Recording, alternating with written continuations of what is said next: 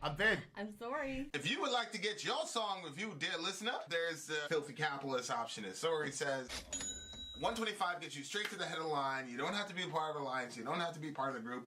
Wait a minute. And the biggest thing is you don't have to wait. You hop, skip, and jump right in front of everybody. 125 gets you there. You do that 3 times, and you get mashed down to the $75 rate for perpetuity. Yes! Also, there is a band review option. So if you've got a band and you're trying to get your band some exposure, hit me up at insori@gmail.com, and I'll show you the details about how to pull that off. You can also jump on Patreon, and there is a option on the tiers to be able to get your band reviewed. Yep. Obviously, we can't lie to you, so we can't guarantee a positive review. Get what you get. It's just rubbish. Rubbish. That's British for garbage. My favorite is the community option. $1 at the gate gets you in at Patreon. You get to join an alliance. The alliance joins their points together, and that helps determine what songs that we do. The alliances hang out on Discord. Message me on Patreon to get the link. And they do all kinds of other cool things. They do Minecraft, Dungeons and Dragons. Yeah. It's really a community within the community. Anybody can go in the village, facebook.com/VinandSori. There's 160,000+ people on the channel. What's cool about the Discord is that it offers a real opportunity for community connection, friendship, that type of thing. And it's on Discord, so if you're not a Facebook person, it's for you. You start off at $1. Right. Plus you get exclusives. Sori and I are working on a song. So the first 15 seconds of that was on Patreon. Also, at $15 tier and above, when we actually debut the video, they're going to be there live with us. There you are, dear listener. Buy our merch. Buy our merch indeed. It's all shall lead them To buy our merch. Yes, dear listener. Yes, dear listener. Yes, We dear have listener. returned. I thought we were going to be, too late to apologize. All right, you guys, up. We are doing a stream for We got the some big new homie blood in here. JLB. You Yeah. may have remembered him from the chat.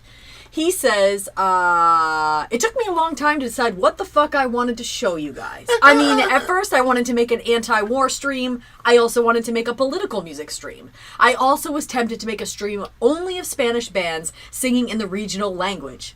But here I am, bringing darkness to your channel. I don't want to promote any kind of Satanism, but let's face it, the devil has the best music. I love your take on this kind of music, and even if I found your channel because of Crash Reaction, it's the how do you say this? Anarcho punk band. I love them, and maybe one day I'll make a full Crash stream. Oh. It was your review of Watain, Dissection, and Deathspell Omega that made me stay and pay close attention to what you were saying. All right, you guys, let's check it out. Funeral Mist is the name of the band. The name of the song is Jesus Saves. Oh, wait, he says everything goes to... This is about the music and about letting you know how these people see the world. All right, let's check it out. Let's do it. He attached his avatar. I'll send that to you. Okay. Bye-bye. All right, guys, here we go. Song number 1. Funeral Mist, Jesus Saves. Let's do it.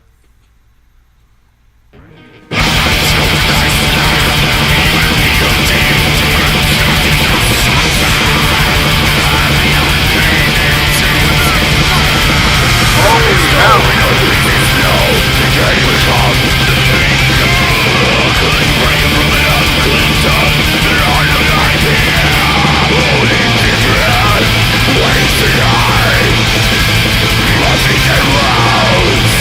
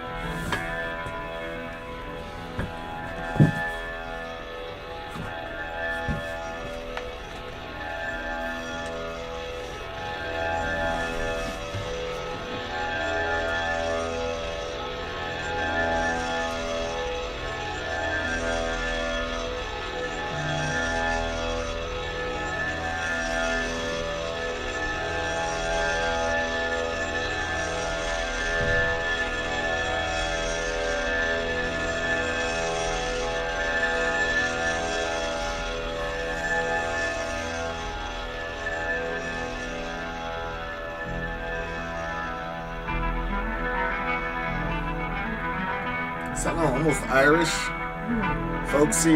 Yeah. Something you hear in the Shire. Oh, Frodo, my good boy! Bring me up. Come hither! King of Ale.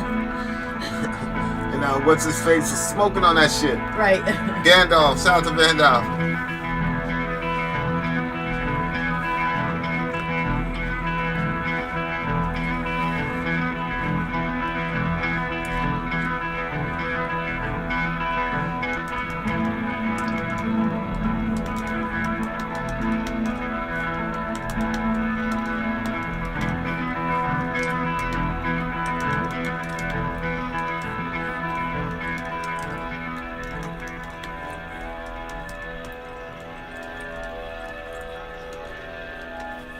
Did we timestamp this one? Mm-hmm.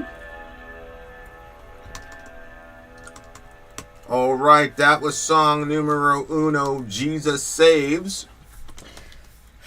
Yikes. I was legitimately disturbed in this song.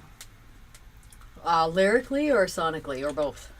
The way that they did their vocals, I know people imagine how demons sound,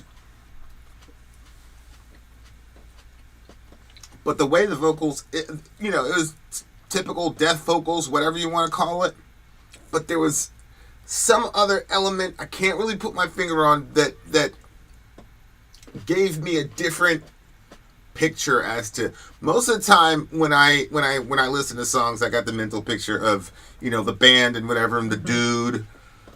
I couldn't get that kind of mental picture with this band. Like when it was like real demons. You know what I'm saying? I don't know what these guys are on or whatever, but I don't know if it's just a technique.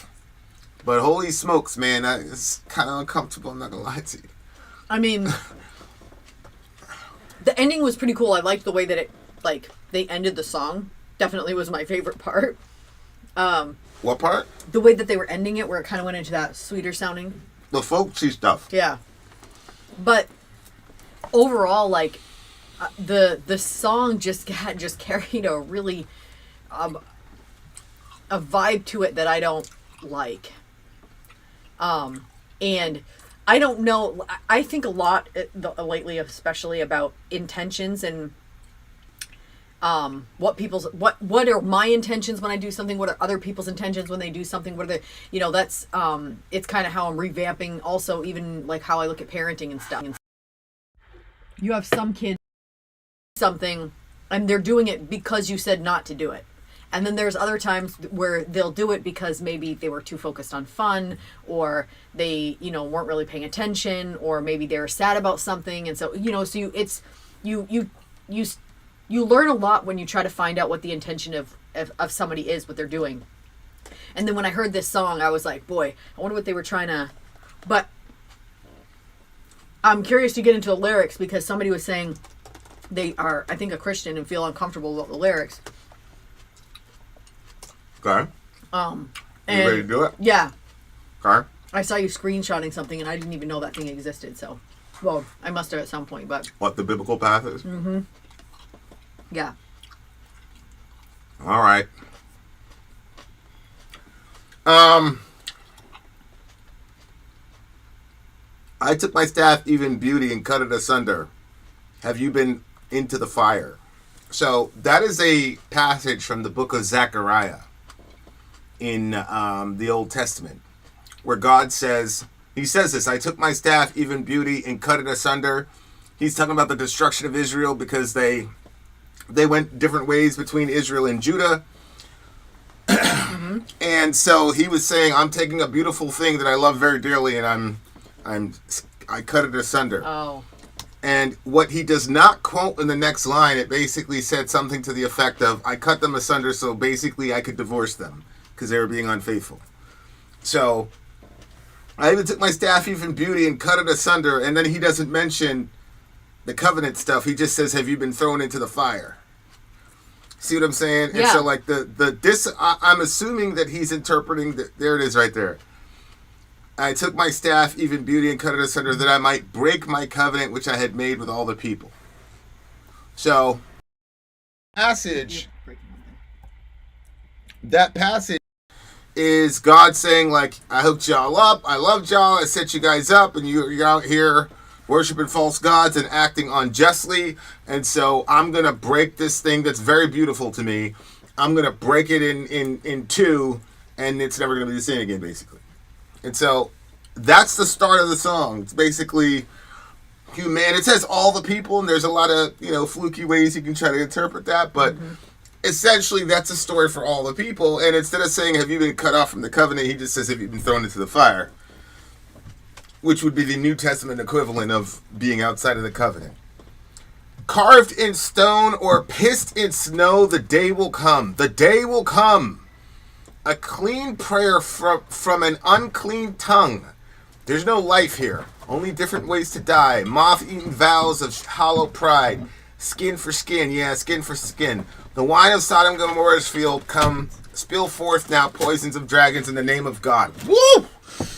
God almighty, what is this man saying? Carved in stone, I think, is again another biblical reference point, because Paul talks about the letter of the law versus the spirit of the law. But Paul written on the heart instead of comparing the message of Christ to the message of Moses.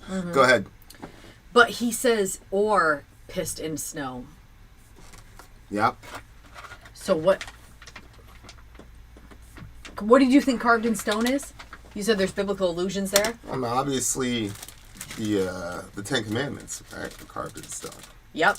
And so Paul says, we don't go by the letter, we go by the spirit. So that's all the same kind of idea cloud of those passages. Okay. Is that the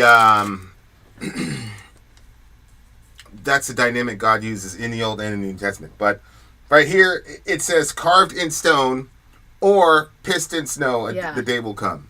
And so the day is basically, and it starts off in the Torah, but there's a day coming when God's going to square all the circles, right? And that's essentially Judgment Day. Yep. So he says, carved in stone or pissed in snow, which again, that can be one of those, this is your fate type of situations. It's a fated situation. It's a decree. It's happening. It's going to happen. God is going to judge the world, and you're going to get judged too. So the day will come. Pissed in snow is a very interesting way to look at it, because it basically is an indicator that that's as low as you're going to be able to go. So to connect the carved in stone as in like your fate, or pissed in snow, it's basically you end up in the same situation regardless. Whether you say that this was like destiny for you, or whether you say it's just normal things like this, you still ended up in the same place. Your day is going to come regardless. A clean prayer from an unclean tongue. I like that line. That's probably... You know, that reminded me. Isaiah 6. Isaiah 6, yeah. Right. So, in Isaiah 6, God shows this brilliant... It's Jesus. Shows up to Isaiah in this brilliant, glorious way. And Isaiah doesn't say, whoa, this is crazy. I'm in the middle of the sun. Isaiah says... what did he Woe say? is me, for I am undone, for I'm a man of unclean lips. And I live among a people of unclean lips. And so, yeah, that's where we were.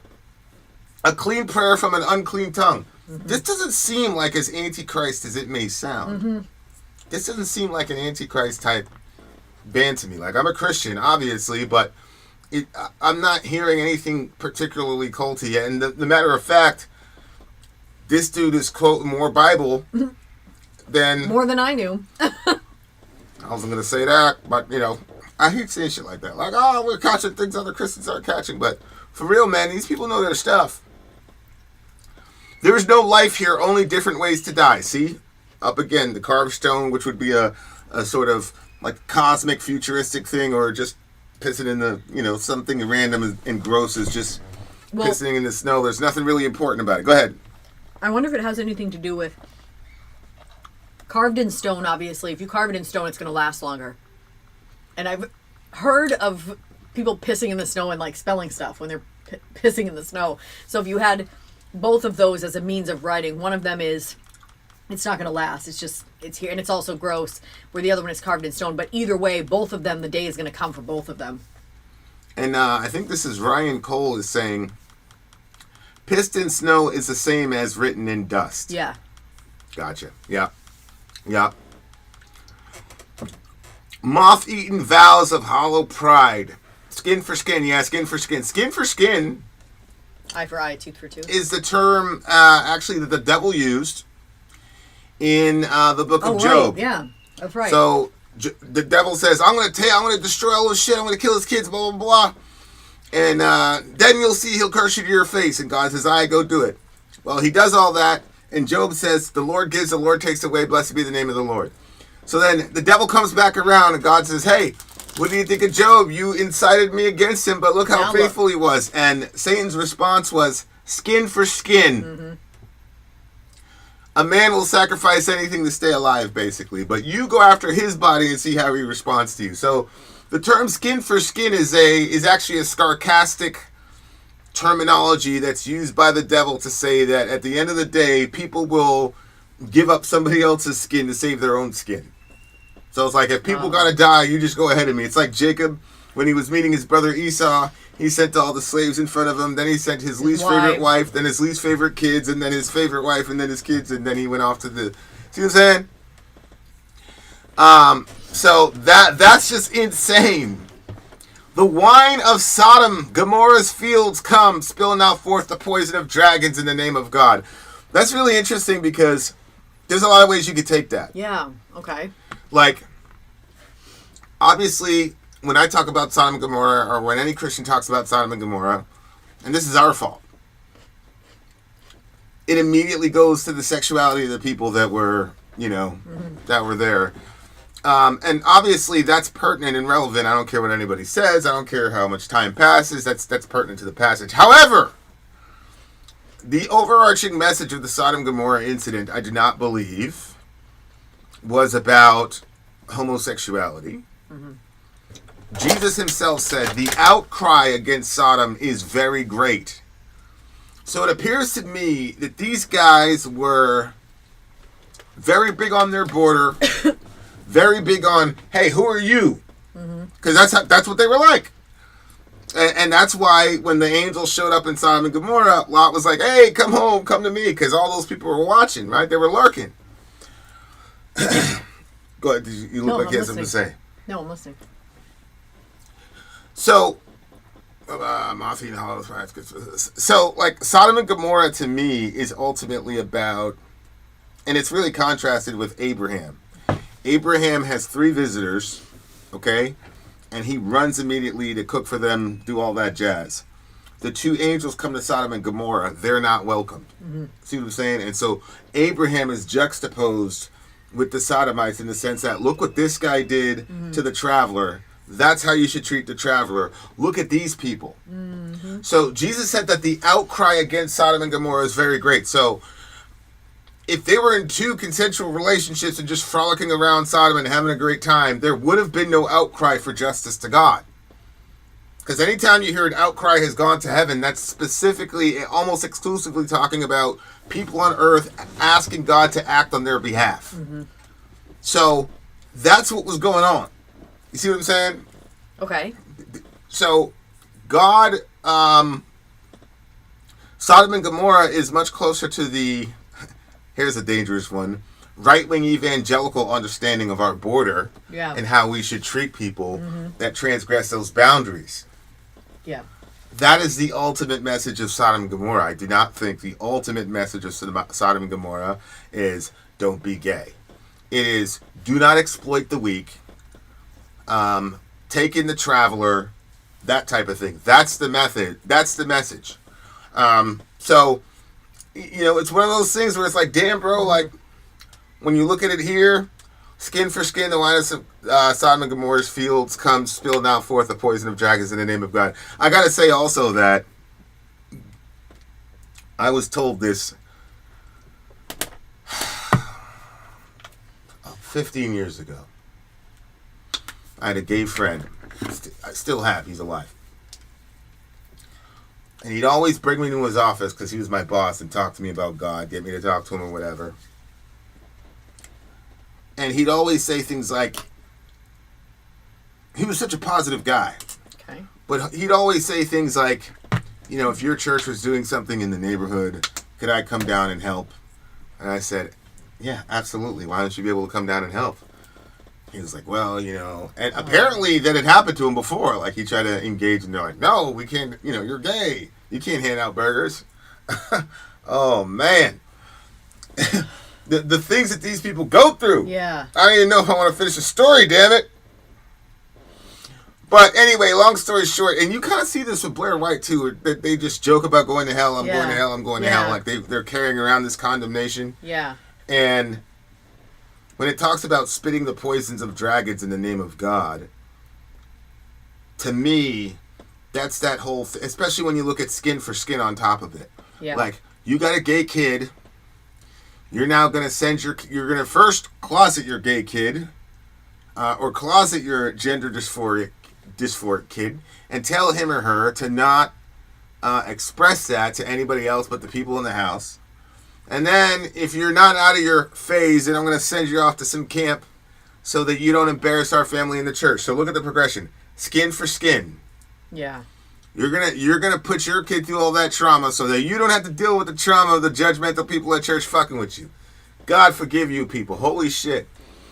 The wine of Sodom and Gomorrah's fields come, which is to say, not helping a poor person in a vulnerable situation or not helping a weak person in a vulnerable situation. You parents are practicing sodomy when you send your kids off to one of them gay camps. Don't you understand that? Because here's your weak, defenseless child, and you're going to now psychologically ruin him because you want skin for skin.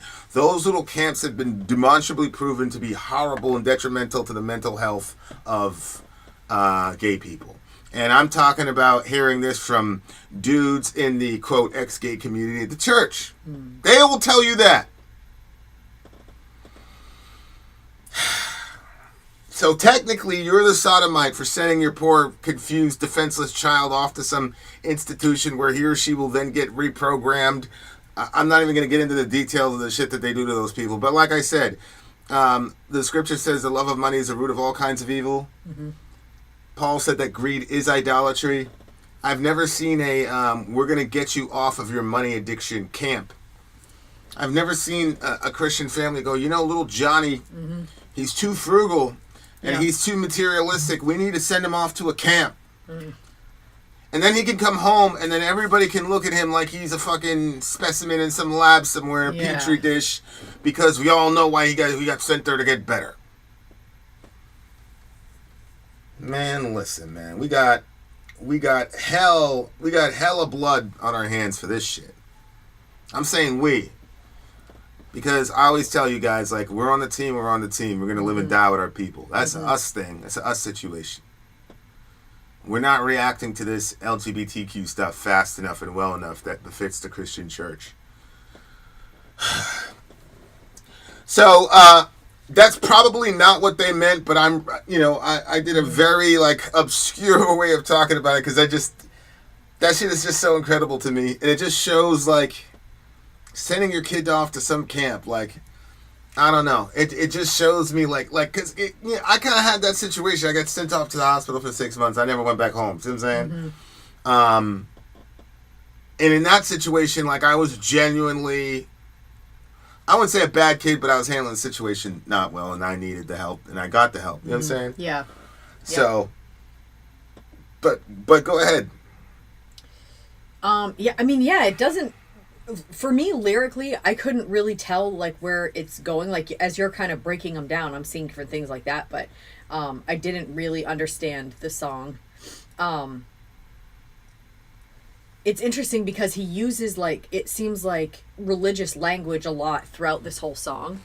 And talking about, 100%. Wormwood, Tree of Bitterness, Gomorrah, Poison of Name of God, Armageddon, Angel, like, Jubilation, Build My Church. Like, there's just a lot of... Well, he says, chasm from chasm, Armageddon, Armageddon, Armageddon. So chasm, you hear that in the New Testament where Jesus is talking about the rich man and Lazarus. Yeah.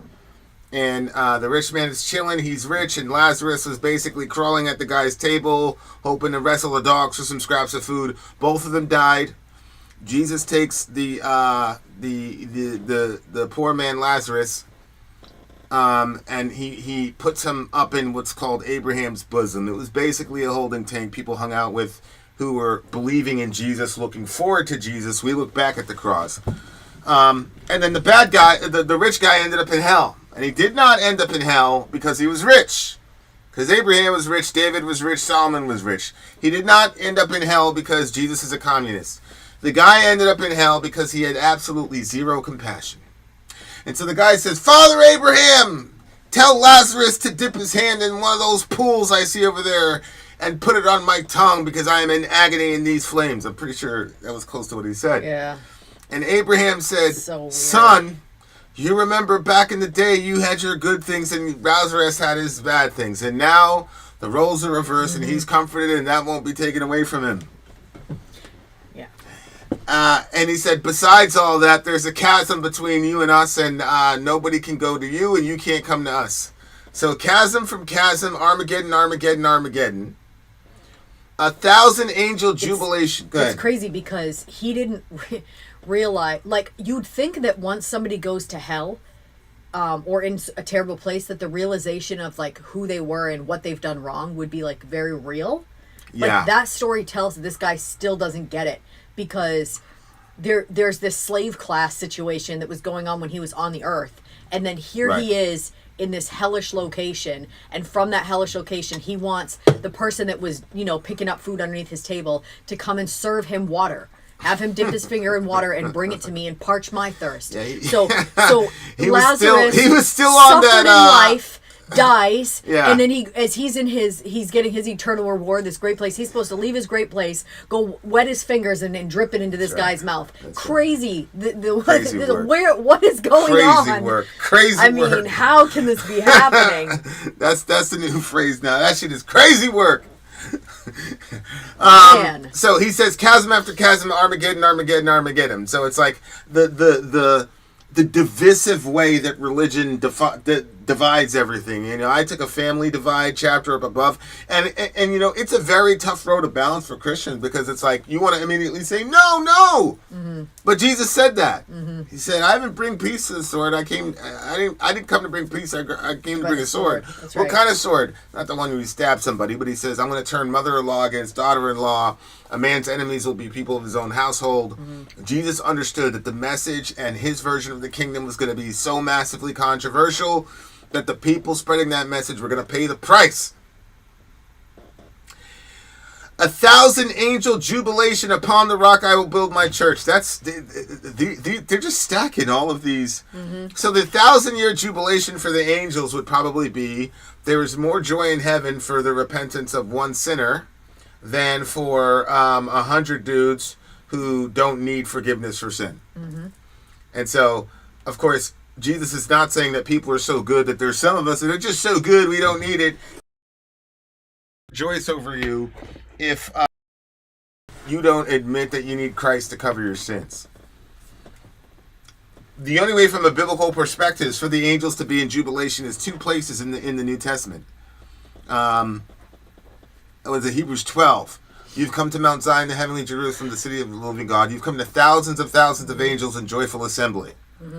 Man, that passage is so crazy. To God, the judge of all men, to the spirits of the righteous made perfect. I mean, God, it just keeps going and going and going. So there's a party in heaven, Jesus says about the angels, when one sinner repents. So when you see 1,000 angel jubilation, a lot of conversions are happening, right? Yeah. So up above you have the separation, chasm from chasm, Armageddon, Armageddon, Armageddon. The chasm comes first because you got to have some sort of fracture in human relationships in order to set off Armageddon. And then underneath that, 1,000 angel jubilation, the rock I will build my church. The church is still thriving. You know, traditionally, we've talked about the church in two phases: the church militant, right, and the church victorious. Everybody that dies in Christ is part of the church in glory, right? And everybody down here is still in the church militant because we got wars with our own sin, with the sin of our family members, with the sin of our country. Our proneness to selfishness. We got a lot of work to do, y'all. And the son of falsehood shall shine with trust from the depths of Satan in the name of God. Now, you know where that one came from. In the book of Malachi, it says, the Son of Righteousness will rise with healing in his wings. That's talking about Jesus. The Son, S-U-N/S-O-N, of righteousness will rise with healing in his wings. But look what it says here. The son of falsehood shall shine with trust. Because, and it's really, really interesting. It says the falsehood shall shine. And Paul tells the Corinthians, I think 2 Corinthians 5 or 7 somewhere, that he says, even Satan's messengers, his workers, transform themselves into angels of light. That's what the scripture says. So if you look here, it said the son of falsehood shall shine with trust, because the demons do not look like red people in pitchforks or whatever. You know, like I've been saying, you know, we've been talking about space aliens, all the rest of it. Non-human intelligences. David Grush said on the floor of the United States Senate in that disclosure inquiry last year. So we're in a very, very interesting time of day, dear people. Very interesting time of day. And so here's my question. Like, if a space alien showed up and said, hey, there's no Jesus, that's all who we... Or if they said, yeah, we know Jesus, he's our bigger brother, you know, da-da-da-da-da. Now come on the ship with us. Here's my question. Like, how would you know that they're good? This is one of the things that gets me with all the UAP, UFO conversations. People are like, I want to meet them. I want to meet them. We got to learn. We're going to learn. Yeah, like, we're automatically giving these beings all this credibility before we even see them. I don't understand why people are so trusting. Well, it's because they have an evolutionary mindset, right? So evolution is things are always progressing toward being better. So if these guys are so much advanced for us, they would be better. Of course, the flaw in that thinking is evolution and science has nothing to do with morality. Sometimes our moralities actually actively work against the concept of natural selection. So, I mean, but it is interesting, though. It says the son of falsehood shall shine with trust. And again, the son of righteousness shall rise with healing in his wings. So the sun is bright and he's righteous. Here, it's bright, but it's false light in this thing, right? Yep. So it's a complete and total inversion. And honestly, like, religious people get duped by this a lot. It's just a fact. You know, I was having that discussion with Aaron Raw. He said, Jesus came around and said, just believe my bullshit, blah, blah, blah. No, he did And not. I said, no. I said, no, he didn't, Aaron. Jesus said, if you don't believe me, at least believe in the miracles I'm doing, because nobody's done them before. He said, if I'm not doing the works that my Father does, if I'm not doing things that a divine person could do, then don't believe me. Jesus never called people to blind faith. Never. Yep. Never. You know, all my secularists are like, oh, okay, that's cool. And if you're a believer, Jesus didn't have a lot of tolerance for doubt once you'd hit a certain threshold with him. And after you've seen a certain group of things with him, you're just supposed to start trusting now. See what I'm saying? Oh, sweetest wormwood, oh, glorious gall. Yes, sweet is the fruit that grows from the tree of bitterness. The gall and the wormwood and the gall, a velvet kiss and 1,000 knives of salt in thy reproductive organ. And I took the sword and brandished it twice. Have you fed the mother of death? Man, this is crazy. So Jesus saved... The guilt was old when the world was young. Still shall innocence be my sign. Unbelievable. O Lord, why hast thou forsaken me? The son of falsehood shall shine with trust. Again, from the depths of Satan in the name of God. Jesus saves. Jesus saves.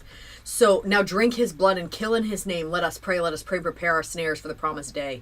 Jesus saves. So when he gets to this point, is he... What do you think he's talking about over here? Well, I think he was... I mean, my theory is that he's talking about the divisive and poisonous aspects of religion. Particularly in the figure of Jesus, because I think he's having a lot of people have a very hard time reconciling the merciful, compassionate Christ with his followers right now. Oh, well, yeah. See what I'm saying? Because we're a group of some of the most merciless people right now to certain groups of people. No mercy whatsoever. And so I think a lot of our secular atheist friends are trying to figure out, like, okay, why are you such a dick?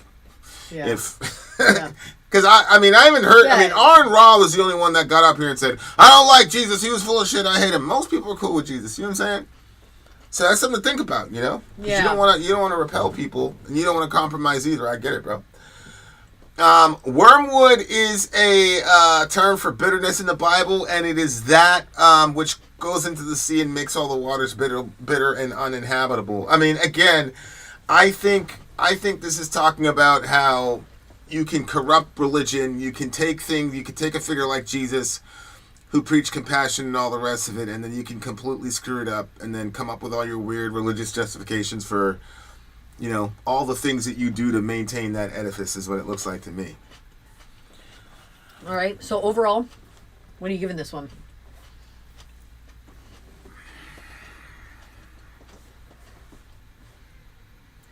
I was blown away by this guy lyrically, I got to tell you. Okay. I was really, really, really...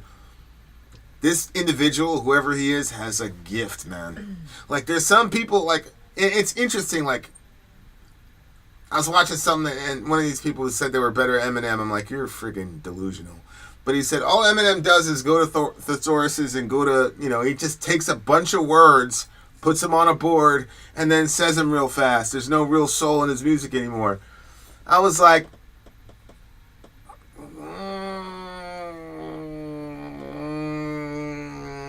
I don't know. I don't know if that's true or not, but what I do know is that... Go ahead, you look like you want to say something. No, I'm curious to know what they... So they... Go ahead. I want to know. So you're saying that he said that Eminem now is just taking everything from the thesaurus and... Yeah, he's saying there's no heart behind his lyrics anymore. You know what I'm saying? And I mean, he does have a lot of words that he puts in his song. Yeah, but I just think that, like, lyrics work differently for certain bands. I just think the lyricism here was crazy. And you listen to Eminem, it's like, yeah, this is technically proficient, but there's some real heart and soul in these lyrics right here. Mm-hmm. See what I'm saying? Mm-hmm. And it's like, it doesn't have to be super complex, although this was a pretty intricate, you know, pathway of lyrics, but like this guy's able to write his ass off without, because you could tell Lil Wayne, you could tell that they sit there all day and they work on it, and there's nothing wrong with that because you want to be the best. Because when they were first trying to rap, you know, they were trying to get out of a bad situation. You know what I'm saying? So you gotta find things to motivate yourself to keep doing what you're doing when you're bored with it. So I get it, but these guys are writing in a lyrically satisfying way, and it's incredible. They're a unique band. So anyway, the writing is what got to me. 9.4 for this song right here. Oh, 6.3 for me. We have more songs to come, you guys, on the other side of this break.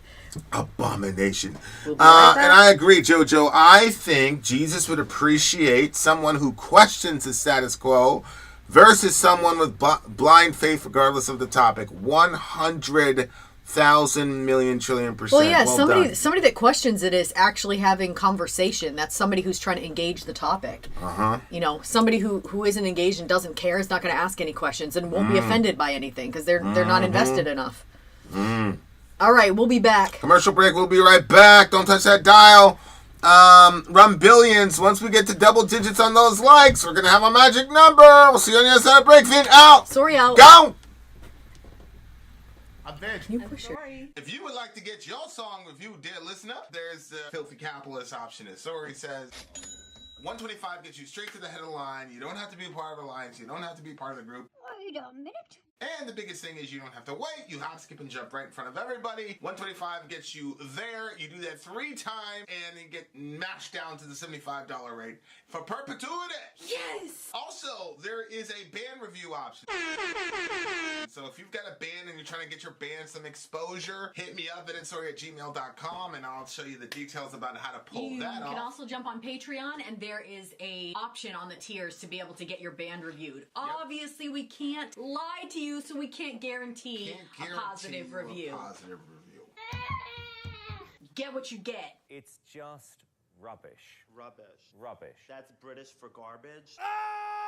My favorite is the community option. $1 at the gate gets you in at Patreon. You get to join an alliance. The alliance joins their points together, and that helps determine what songs that we do. The alliances hang out on Discord. Message me on Patreon to get the link. And they do all kinds of other cool things. They do Minecraft. Dungeons and Dragons. Yeah. It's really a community within the community. Anybody can go in the village, facebook.com/Sori. There's 160,000+ people on the channel. What's cool about the Discord is that it offers a real opportunity for community connection, friendship, that type of thing. And it's on Discord, so if you're not a Facebook person, it's for you. You start off at $1. Right. Plus you get exclusives. Sori and I are working on a song. So the first 15 seconds of that was on Patreon. Also, at $15 tier and above, when we actually debut the video, they're going to be there live with us. There you are, dear listener. Buy our merch. Buy our merch, indeed. A child shall lead them. To buy our merch. Yes, dear listener. Yes, dear listener. Yes, dear listener. Good. Thank you, Oh my Applejack. gosh. All right. Who we got here? Number 6, well, the Roman numeral 6, I guess, is the name of the band. Par la Jugement cause par ses poisons. Number 6, pronounced 6, is a French black metal studio project, and their name refers to the 6th trumpet, or the second woe in the Book of Revelation. Quote from INRVI, vocalist, guitarist, and composer. Even though the band has existed since 2007 and they are still active, they only released 2 splits, an EP and a full-length album. The song I've chosen belongs to their 2015 LP, De Praetegris Angelorum. Musically, You're half French, bro. this is not the best track of the album, but Disgrace. those lyrics define a personal relationship with the divine, and the sound of the band still won't be misrepresented. They sing in French, by the way, but Google translated the lyrics for you. Here they are. You send those to me? Yep. All right, guys, here we go. French band for the win. Y'all got to win something. My boy Applejack was like, one thing I know about the French is that they keep surrendering. Oh, no. Vive la France! No.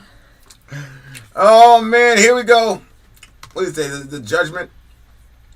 Shout out to Left Behind. Shout out to Nikolai Carpathia. Let's do this shit. Did you put his little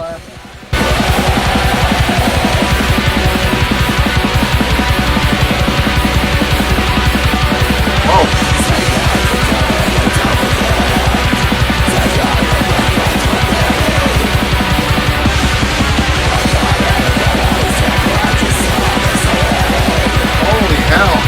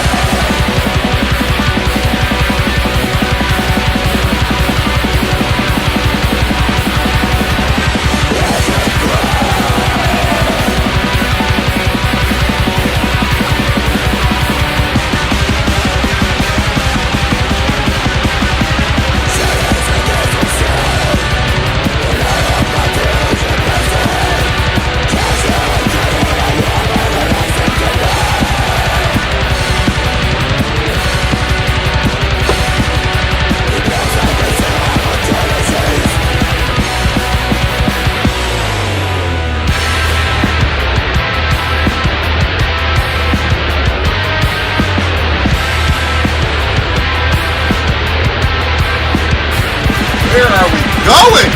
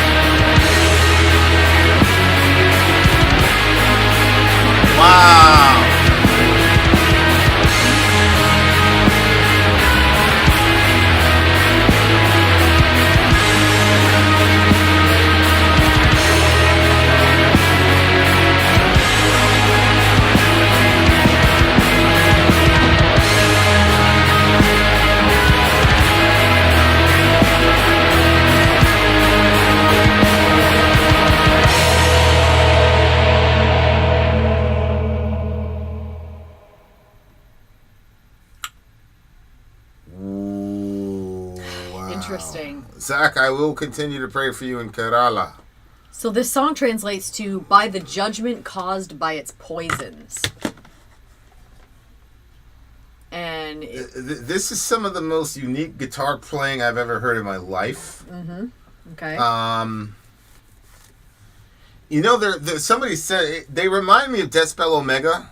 Yeah, 100%. Me right? too. Yeah. Only a little bit more formed around the edges. Okay. Yeah, I can see a that. A little bit more accessible than Decibel Omega. You know,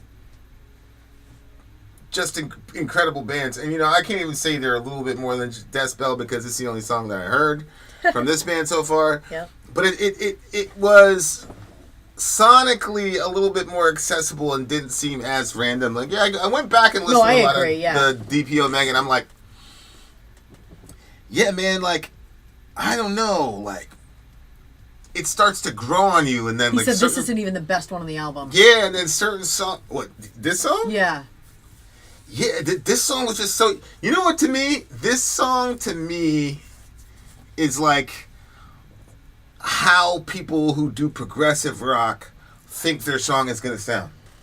Okay. Oh, we got this, we got this, we got this, we got this, we got this, and they put it all together in a stew, and they're like, oh, let's fuck with the timing. That'll make us really cool. You know what I'm saying? Mm-hmm. Like. But these guys, like, there was a reason for every, you know, it's like Steph Curry will take the ball, he'll dribble the ball 5,000 times, then he'll shoot. You know, he's good, he's great, Hall of Famer. Jordan would take 2 or 3 dribbles max. Mm-hmm. He's either going to cover that spread to get to the free throw line, you know what I'm saying, and, you know, get underneath the free throw line, because his mid-range was incredible. So, all right, go ahead. I mean, when he starts out, he says, look at me. This throat is like an open grave. This tongue is only good for deception. Recognize the venom of the serpent that comes out of these lips. Suffer the bitter curses of this mouth. There is no righteous man, and through your fault, no one will have known the way of peace. The scripture declares that there is no one who does good, not even one. That's Romans. It's really interesting because he's starting out basically saying, I have a problem. Yeah. Whatever comes out of my mouth is deception. Like and the scriptures, that's also talked about. Their mouth is an open grave. What's the rest of that verse? You remember it? And their feet are quick to shed blood. Yeah. So it's kind of all talking about this. Asps is under their tongues. Yeah.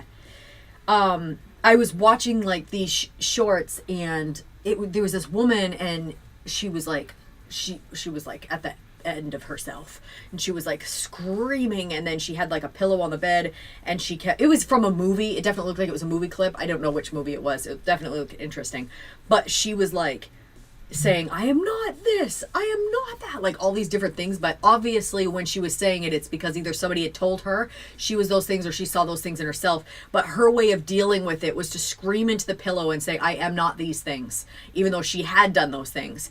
And I think that, like, I know people at the like right at the front are offended a lot of times by the fact that Christianity will tell you that you're a sinner. But the more and the longer I spend time thinking about that concept, the more I actually find comfort in it, because I'm like, well, if it's true that all of us are born in sin, and all of us are going to do terrible and horrible things in varying degrees, apart from God helping us, then I don't know, it just,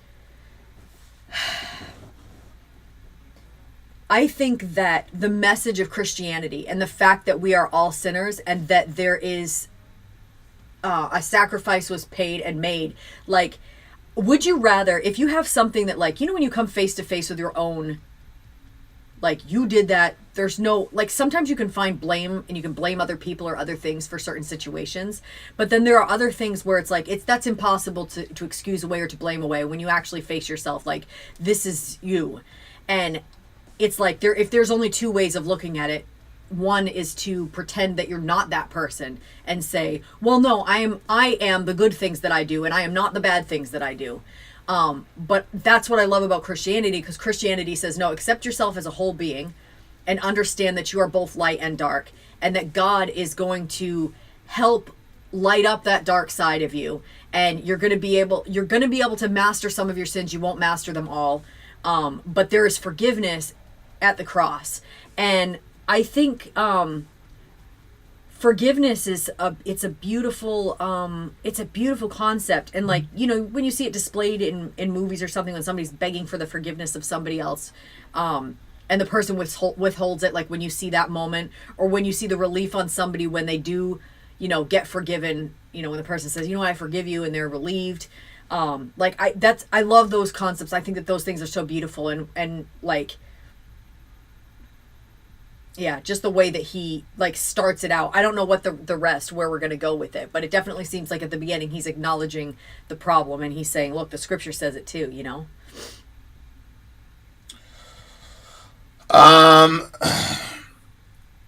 Yeah, I'm trying to figure out how to interpret this whole song. The first thing he says is what now? That's where look at me. Yeah. And, you know, when Pilate brought out Jesus, and he said, Eche como, you know, behold the man, look at him. And I think in saying, look at me, he's telling us to look at ourselves in the mirror, because, you know, he's a human being just like us. And a lot of times we don't want to hear anything negative about ourselves, so we'll hear something negative about ourselves through the prism of a story, so we can identify with the character anonymously. Although your family, it's not anonymous to them or anyone close to you. This throat is like an open grave. The tongue is only good for deception. Recognize the venom of the serpent that comes out of these lips. Suffer the bitter curses of the mouth. Okay, so that almost seems lifted directly from Romans 1 through 3. In the Bible, in Romans chapter 1 through 3, Paul is doing his best to convict the entire world of sin. Paul's goal in Romans 1 through 3, the first thing he does is he goes after Gentile pagans. Although they knew God, they did not worship him as God or give him thanks, but instead their hearts were darkened and their, you know, blah, blah, blah, blah, blah, it goes on there. And these are like the pagan unbelievers, you know, whatever. Yep. But then in verse 2, in chapter 2, he then starts talking about the religious people. And he said, you know, God is giving you time to repent, and you're not repenting. He says that God gives us time because he wants us to repent. And it also says that the more light you receive, then the harsher your judgment will be. And so, for me, like, when I look at this, it's like, yeah, like their throat is an open grave. Like, all of us are like that. All of us have said things and done things that are detrimental to creation. You know, I'll say it that way. A lot of the actions we do can either create or decreate someone. You know, I think, like, as Americans, we've, like, seen so much death, whether it's our countrymen or whatever, and so it's almost like we need different adjectives to get people to see the value in the thing. You see what I'm saying? Yeah. But the ability for words, you know, they had the whole sticks and stones will break my bones and words will never hurt me. This is one of the things I think about at night, because I'm like, why doesn't that shit bother me? Like the shit, you know, 'cause at first I thought it was you. Like, we've had those conversations, like, this and this is you, and it's like, nah, bro, like, it's actually you. Like, you're alone in this. And I don't mean, like, alone as in, oh, I'm lonely. I just mean, like, having some, you know, having to deal with your own sinful nature, I guess. There's no righteous man, and through your fault, no one will have known the way of peace. So that's something that Jesus said. He said, "Oh, Jerusalem, Jerusalem, you who stoned the prophets and those who sent to you, how long have I wanted to gather you under my wing like a hen gathers its chicks, but you are not willing."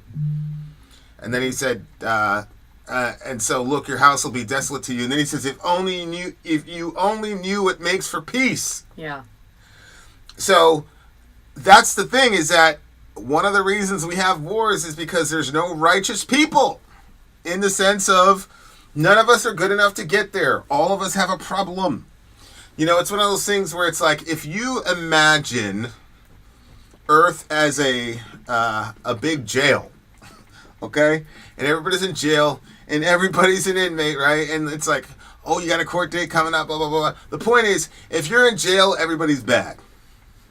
Right? Yeah. You did something, you broke some rule, and you're bad. And so those guys don't have to, because it's in black and white, literally, like, you were wrong. You know what I'm saying? it doesn't matter if the court calls it sin or not. Like, you're going to prison, bruh.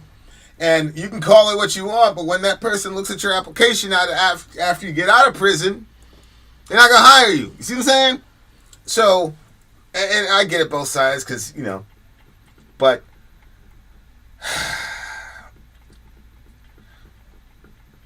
we don't know the things that make for peace to this day. And, you know, that's a tough thing to really countenance, especially as Christians, man. Like, it's pretty crazy to see all this shit happening, and then to see like your own Christian brothers and sisters like co-signing like the wholesale death of these people. That shit is just crazy to me. I think no,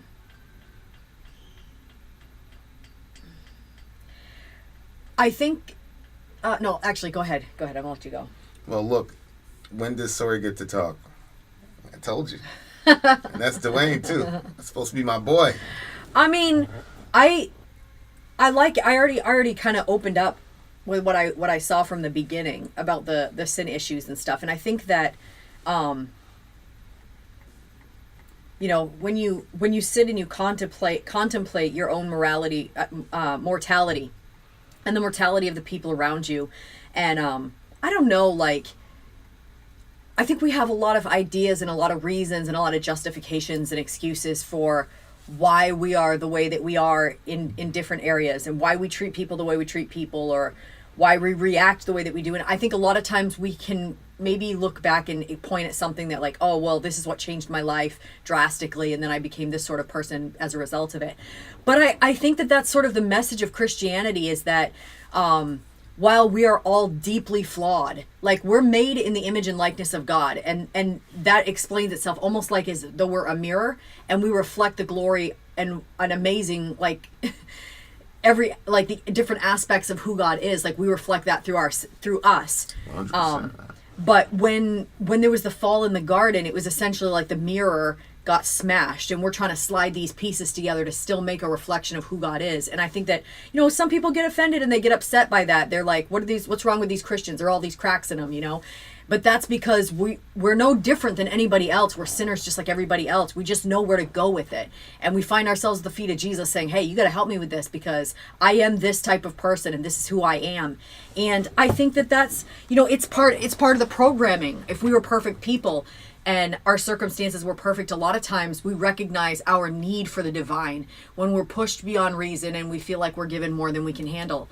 And I think that God sends that to us so that way it'll make us search out in the darkness and try to find something. Like, we're all going to die one day. We're not going to live forever. And when that day comes and when our number is called, like, are we ready? Are we not ready?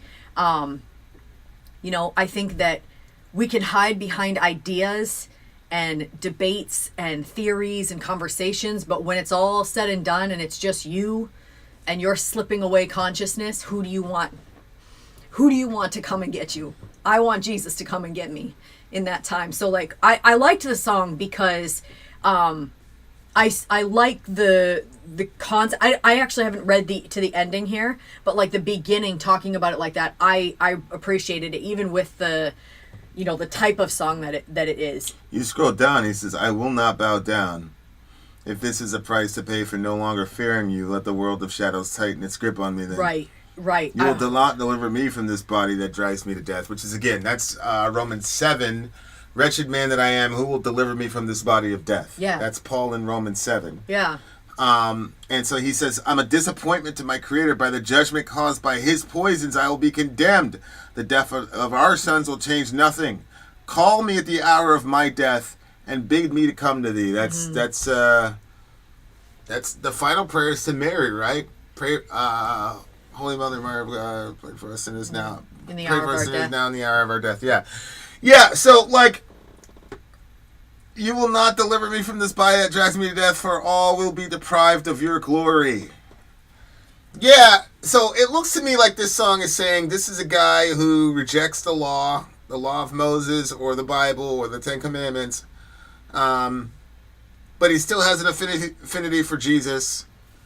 But he's saying, I can't hold on to this stuff anymore. I can't believe this stuff anymore. Mm-hmm. And so he's trying to reconcile that cognitive dissonance. Like, you know, I think it's one of the things that gets lost when people jump into these conversations is that people are having experiences that are just wrecking them. Yeah. And it's like you see people and you're like, oh, like what's the angle? And it's like, no, like forget the angle, bro. Like forget like how you're gonna. All Jesus told me to do was love the people in front of me. That's it. Mm-hmm. So if I love you and you're thirsty, I'm gonna get you a soda. You know, if you're lonely, I'm gonna give you some companionship. We got people right now, some of our Bible boogie people. You know, I'm praying for on the regular because they're going through some shit. And I want to be there for them. And some of them are outside the country. I can't be there for them, but I can be there in prayer. But, like, that's what it's all about because none of us can keep these laws, bro. And, like, that's the crazy thing about this song is, like, you know, Paul says in Galatians 3 that the law was a schoolmaster to bring us to Christ. Mm-hmm. So this guy is right to say, I can't live up to your standards. Yeah. But he's wrong to come to the conclusion that, therefore, I should leave. Yeah. Yeah, and I mean, this is the other thing, too, that I think is kind of interesting, is that God gives you signs, you know what I mean? Like, he says, I will not bow down. If this is the price to pay for no longer fearing you. Then he says, let the world of shadows tighten its grip on me. Mm-hmm. So he's recognized that when he makes that decision, he's not going to bow down to the Almighty. Like, there's only two teams here. There's the team of Jesus, and there's everything else. And something is going to hold you. I want it to be Jesus holding me. I'm not letting any of that other darkness in there, you know? And I think that he said, let the world of shadows tighten its grip on me. And I think that sometimes we think that that's the only way that, is that, hold on, let me just grab this without, okay, what the fuck? Thank you. Oh, you're passing. Can you just talk to the people? Yeah, oh, my bad. Yeah, like, that last line right there, I'm a disappointment to my creator, you know, like, that's not true. You cannot disappoint an omniscient being. But I think sometimes people are really hard on themselves and they're going through a hard time. Mm-hmm. You know, they don't perform at the level they believe they're supposed to perform at. And so, instead of getting rejected by God, they're going to reject God first. But God didn't set all those commandments in the Bible to tell us, go ahead, live up to them. God is saying, you know what, Vinny, you got a serious problem that you cannot not overcome yourself. Now, just on virtue of the fact that he's God, I should say, okay, God, tell me how to fix it. But that's not how we are. Somebody comes out to us and says, hey, you got something going on. No, I'm not.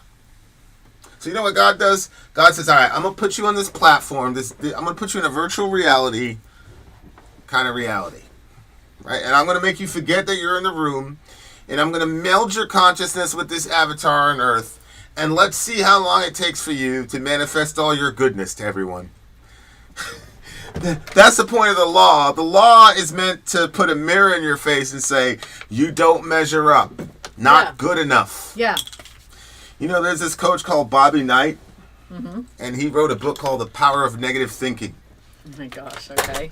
And one of my mentors said, you have to read this book. And it's true, like, people see all this rah-rah shit, and, like, they lose. Mm-hmm. Like, I've been in meetings where it's like, you know, you could tell everything was just spin to deal with the fact that they lost. You know what I'm saying? So, there's so much I want to say about this thing right here. Yeah, I'm going to say one last thing, too, is that the scripture also says that the fear of the Lord is the beginning of wisdom. And he says, this is the price to pay for no longer fearing you. And I think that, you know, there's a certain fear that is not from God. I mean, he says, you know, over 360 times in the Bible, like, fear not. 365, yeah. Don't be afraid, yeah. Don't be afraid, fear not. Like, this is said over and over. That means that, look, every single day we're going to need that reminder that we don't need to be afraid. But there is a certain level of fear that we do need to have. And for me, like, I used to get a little confused by it because I was like, for me, I didn't really know. Fear of authority was a sort of terrifying fear. Like, you could be wrong and not realize that you were doing something wrong, but it crossed something that was theirs, and so they're upset with you, or they come after you, or you know, like, you don't, when you're a kid and you're within a system and you have, all the adults are in charge, basically. You got to go along with that system. And there's a certain fear that kind of comes up because it was always religious environments. So there was like this hard law that you had to be, it was like they were expecting perfection. And I realize now that it was that these places did not have a deep understanding, one, of the love of God, and two, of what it is to be a sinner, a sinner that is made in the image and likeness of God. Like, you are both of those things. And so, people, like, when you think about the water, like, I bring my kids to the water, and when I bring them there, there's always this, I'm trying to instill in them a healthy fear of the water, but not a terrifying fear. I don't want them to fear and never go in the pool, but I don't want them to be so comfortable with it that they drown. So you're trying to teach them a respect for the water and an understanding that, like, you're not in charge of the water. You're not in charge of the waves. Like, those things come to you. You got to listen to the signs when it says be careful and all that. And I think that that's the sort of fear of the Lord that we're looking for. It's this reverence, this sort of respect, this understanding that he is over all of these things.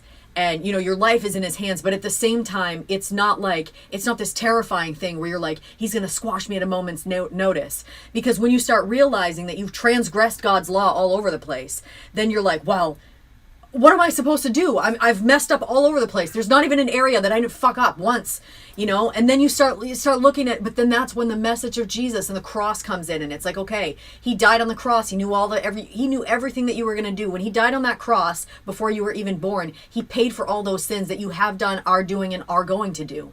And so it's like, you know what? I'm sticking with that one. Like, that's the truest thing that I know, is that I am not a good person to my core.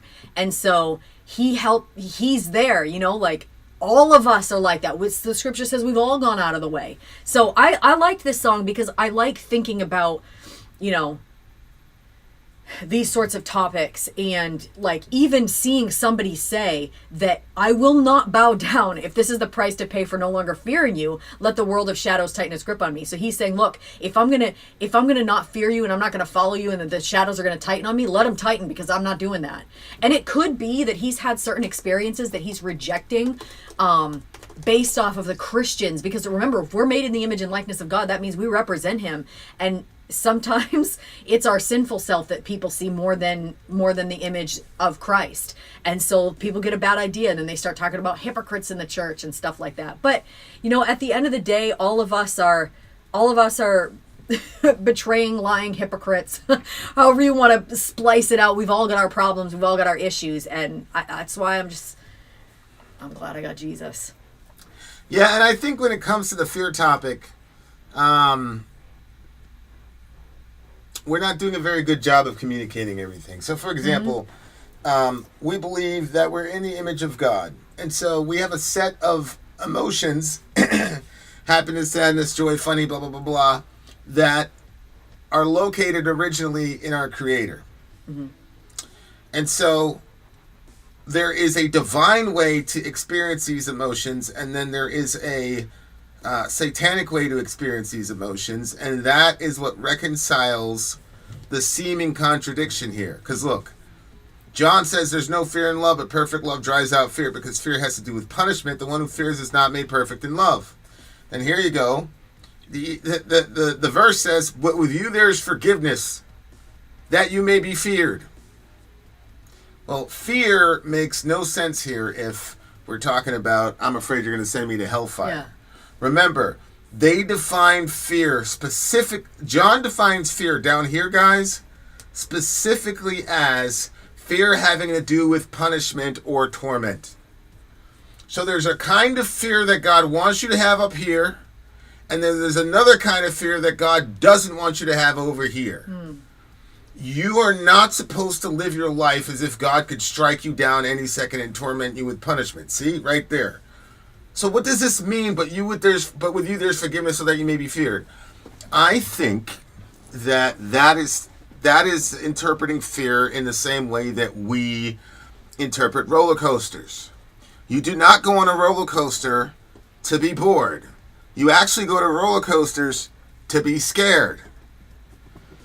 Okay? Right. And there's you literally have people paying millions of dollars a year to put themselves in a situation where they would be scared. Mm-hmm. Because all of us know that there's actually a good version of fear sometimes.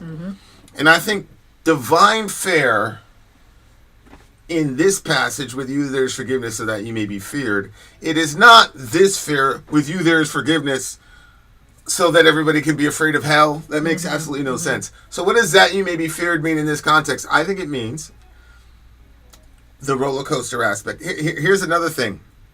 We had 4th of July, and where we were, they were lighting them up, and Seneca is he's like 1.5.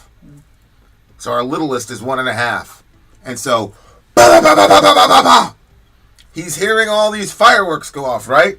And he's terrified. He's like, ah, right? But then throughout the day, throughout the night, you see him looking up when the fireworks are going, and he's completely spellbound. He's like you're having a conversation with him, those fireworks go off, and it's just, that's the kind of fear that God wants. With you there is forgiveness, so that we might be blown away by the fact that you're so forgiving. That's what fear means. Like I've told you this. I've told you this sometimes. It's like I almost want to do something bad because when you come check me, it's such a good feeling. He said, "Don't do that." But with you, there is forgiveness so that you can be feared. God wants us to be. I think the fear of the Lord is God wants us to be perpetually distracted with Him. Like. Your girl's talking to you with we're trying to work on this. Like your girl's talking to you and then something pops on your phone and then you're, and it's like she's not even there anymore, right? And so the fear of the Lord is God does that to you. Like you're in a conversation, blah, blah, blah, blah, blah, and then your mind just trails off to God somewhere. And the person in front of you becomes this, wah, wah, wah, wah, wah. That's the fear of the Lord. It's a person who's consistently distracted by God because he can't take his eyes off the fireworks. That's what it means. So when this person said, with you there's forgiveness so that you may be feared, what he's talking about is the light show. It was the fear that Seneca had. This, whoa, this is loud, this is powerful, this is unusual, but I can't take my eyes off of it. And so what's ironic about the song is that it appears to me that this guy has, because he uses the word condemnation in the song. So he has a kind of fear that God said, I don't want you to have. Perfect love drives out fear. Fear has to do with torment. The one who fears has not been perfected in love. But the type of fear that he's showing is that kind of fear. Fear of God's torment, fear of God's condemnation. And a lot of it has to do with the fact that I think we're not giving people necessarily exactly what they need from God in the scriptures as far as like the baseline understanding of the gospel. And I think that's why when we did that little project down there that people were so responsive. Yeah. See what I'm saying? Yep. So this lyrically, this shit was incredible. Like this is just one of those. It's an unbelievable song. I liked it. I'm actually gonna go with an 8.9 on this one, and it got so high because of the lyrics. Yeah. Lyrically, it's crazy. It's a lot of biblical allusions, and I thought it was respectfully done. We've listened to a lot of bands where they talk about dark shit, relative to the Bible, and they try to get disrespectful and make you go crazy. But no, I thought this one was classy. I'm gonna give this one a 9.5. There you have it. You guys will be right back with some Aosoth. I used to believe English was good until I found this channel. Vin out. Sori out. We'll be on the other side of the break, bitch. I'm Vin. I'm sorry. If you would like to get your song reviewed, dear listener, there's the filthy capitalist option. As Sori says, 125 gets you straight to the head of the line. You don't have to be a part of the alliance. You don't have to be part of the group. Wait a minute. And the biggest thing is you don't have to wait. You hop, skip, and jump right in front of everybody. 125 gets you there. You do that 3 times and then get mashed down to the $75 rate for perpetuity. Yes! Also, there is a band review option. So if you've got a band and you're trying to get your band some exposure, hit me up at insori@gmail.com and I'll show you the details about how to pull that off. You can also jump on Patreon and there is a option on the tiers to be able to get your band reviewed. Obviously, we can't lie to you, so we can't guarantee a positive review. get what you get. It's just rubbish. Rubbish. Rubbish. That's British for garbage. My favorite is the community option. $1 at the gate gets you in at Patreon. You get to join an alliance. The alliance joins their points together, and that helps determine what songs that we do. The alliances hang out on Discord. Message me on Patreon to get the link. And they do all kinds of other cool things. They do Minecraft, Dungeons and Dragons. Yeah. It's really a community within the community. Anybody can go in the village, facebook.com/Sori. There's 160,000+ people on the channel. What's cool about the Discord is that it offers a real opportunity for community connection, friendship, that type of thing. And it's on Discord, so if you're not a Facebook person, it's for you. You start off at $1. Right. Plus you get exclusives. Sori and I are working on a song. So the first 15 seconds of that was on Patreon. Also, at $15 here and above, when we actually debut the video, they're going to be there live with us. There you are, dear listener. Buy our merch. Buy our merch, indeed. A child shall lead them. To buy our merch. Yes, dear listener. Yes, dear listener. Yes, dear listener. This is Ritual Marks of Penance. Penance from, or penitence? Penitence, you're right. Aosoth. Oh, shout out to DJ JLB. JLB in the That's house. right. He's made this stream possible for everybody. Hey, these are some challenging songs. But I ain't gonna lie to you. Aosoth was a black metal band from France and was named after the dark goddess of passion and destruction in the ONA pantheon.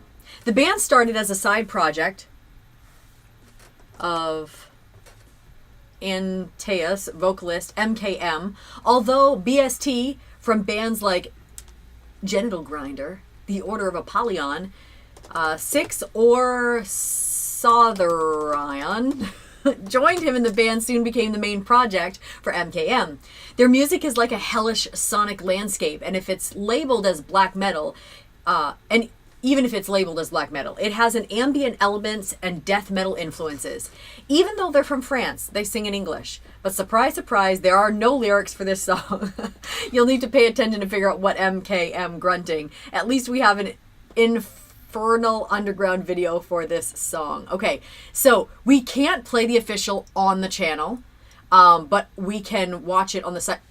Do you have, which one did you download?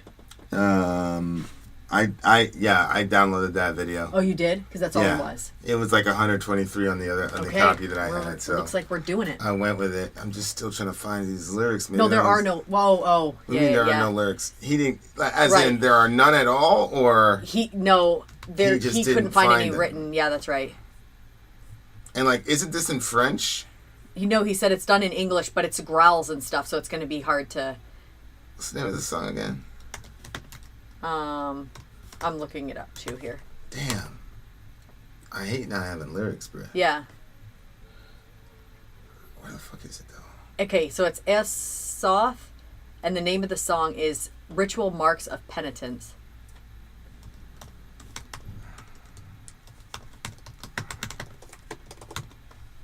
I'm going to look, see if ChatGPT will give it to me. Oh, they gave me it. What? That's crazy. I'm going to try. Shout out to ChatGPT. Damn. That was incredible. Yeah, let's see. We need to get a sponsorship deal with them people. Hey guys, all right. So I love me some AI. we're gonna be. Yeah, I think we're good to go. Good to go. Yeah, we got the video, bro. Yeah, I know. The song and the video is shorter. We're good. We're good. We have everything. We have everything now. Don't worry. Enjoy our peanuts. Enjoy our peanuts. Yeah, the lyrics will be on the This screen. is Pundits Are Evil in My Eyes, inshallah. Okay, here we go, guys. Song number 3 on our Bonanza. What is it now? Our Black Metal Bonanza is what I should have called it. Song numero tres. I have to do everything myself, I guess. What's that mean? What's the name of the song that we're reviewing? Oh, that's the Ritual Marks of Penitence. Talk to the people. That's why I always sound like a bad guy. Oh man. Anyway, okay. It's very hard to not just go ahead and read these lyrics. Why? I don't know. I just want to read them, and I know that we can't. Okay, you guys, I am on the Rumble chat right now. I'm going to answer some questions. What does this say, Applejack? We are trads. My wife is cooking while I argue online like a good chronic online man. Rumble needs to fix their interface. I think Rumble does need some updates, I'll be honest with you. There's some things that I don't feel like are working too smoothly. Yeah, by the time they fix those things, it'll be too late. Yep, so true. All right, guys. Ritual Marks of Penitence is coming up. Would you guys be interested in a stream on Halloween? And if you did want to stream on Halloween, would you prefer a music stream or a movie stream? What's the Watain song, then? The Watain song is going to be Stellarvor. Damn it. Do you have Stellarvor downloaded? Anyway. Just talk to the people. Anyway, so random ask me anything. I'm going to be in both chats. How about that? Here we go. So y'all don't be asking the questions quick enough, dog. Yeah, there's no questions. What's going on?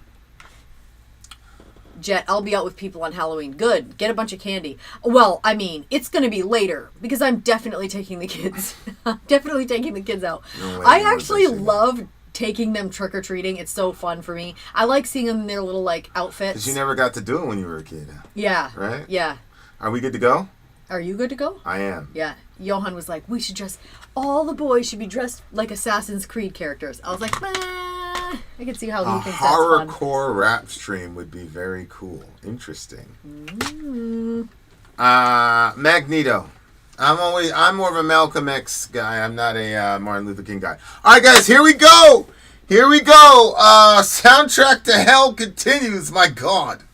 Fear. The name of this terrible song. Aosoth-Ritual Marks of Penitence, and this is for the big homie JLB, our DJ. Actually, you should have kept talking, because I don't know where that thing is. Why don't you give me what I want? Okay. Give this to me. Give the man please. What did the song say? Please, let me get what I want. Anyway, Lord so I decided, knows I don't know. Be the first it would be really time. cute to watch everybody dressed up like little Assassin's Creed characters. But at the same time... Assassin's Creed characters? Yeah, that's what Johan really wants. It's for everybody to dress like that. I'm like, but that's not really cute for, like, little kids. Like, I want to see them, like, dressed in a little costume that, like, snuggies around their face and makes them look adorable. Plus, it would be... Well, they probably would like to have those outfits for after, too, but... Ask me anything, boys Random and girls. ask us anything. We got we get the videos taking its sweet time to download. Yep. What? Yeah, Ben, I had the time step up there, but I have to change it again, so as soon as we find the song. Horrorcore. Oh, you been on that shit? What? Has anybody asked a question yet? Nope, nobody asked any questions. Rumble? Nobody asked any questions. Nobody wants to talk to me. Nobody wants to talk to me. Nobody cares. Jet loves hot dogs. You know what, Jet? Did you say I have hot dogs? You can have hot dogs. That's probably, to be honest with you, that's probably what you're gonna have for supper tonight because I didn't marinate that chicken yet. Wonderful. Okay, hot dogs. What about it? Never mind. He's gonna eat them tonight. Let's not talk about that. All right, we got it. Bless God. I don't want them to read my question. Said Jet. That reminds me of every time at youth group when it was prayer time, people would say an unspoken, and like literally the list kept getting like more. I have 5 unspokens. I have 10 unspokens. That meant you didn't want to say what you wanted prayer for, but you did want prayer. So then, like, I remember there's this one girl, she'd be like, I have 77 unspokens. My God. 155 unspokens. We were like, what? God's going to tell your ass to quit. Wait. Lazy ass. Ignore my question, please. Ignore my question, Jet. I wish more people would use Rebel. I'm going to ask you. What was the name of the Watain song, babe? The name of the Watain song is Stellarvor. Okay. All right, guys, here we go. All right, Jet, I never saw the question. I scrolled. We never saw the question, No. Jet, so we're So in you good got shape. your wish came true. You said that you wished we wouldn't see it. Thanks for ignoring my question, Sori. Applejack, I never saw your question. What the heck? All right, boys and girls, here we go. Here we go.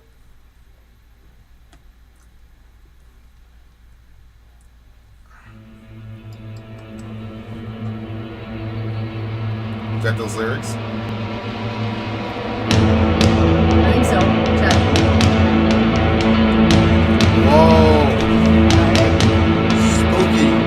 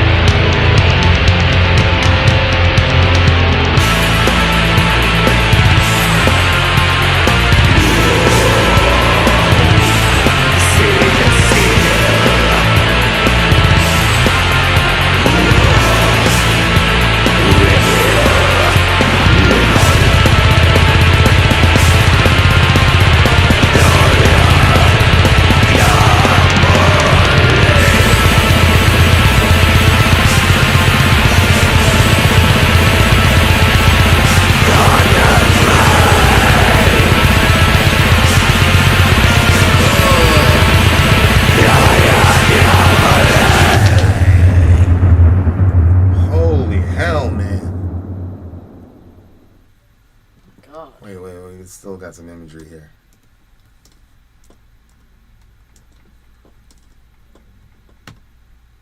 I think that's it. I am mad as hell, man. Well, yeah, they can't find the lyrics. I can't find the lyrics, bruh. Yeah, I was looking everywhere too. I'm so mad. Yeah, and when those lyrics started out from ChatGPT, like it wasn't matching at all. Mm-hmm. Yeah. Yeah, JLB said the same thing. It doesn't look like it's matching. I Damn. So see, when I keep hearing about black metal, this to me is what I think about. Like this kind of guitars with the, you know what I'm saying? Like it was a real, and then obviously the, thank God we've been able to get away with murder tonight because we've been able to, get away with watching official videos. I just think the official video, I think more and more artists are now able to like cast their vision for what they want the song to be about, and the video be an extension of that. Because getting your video on MTV is not the same thing anymore. You can go viral, that type of thing. So the imagery is crazy. It seemed like he was singing with a lot of freaking emotion and purpose, right? And so that's the thing that kills me. Really curious to know what he was singing about. Yeah. Yeah, like it kills agree. me, because I agree. it's like, damn. Yeah.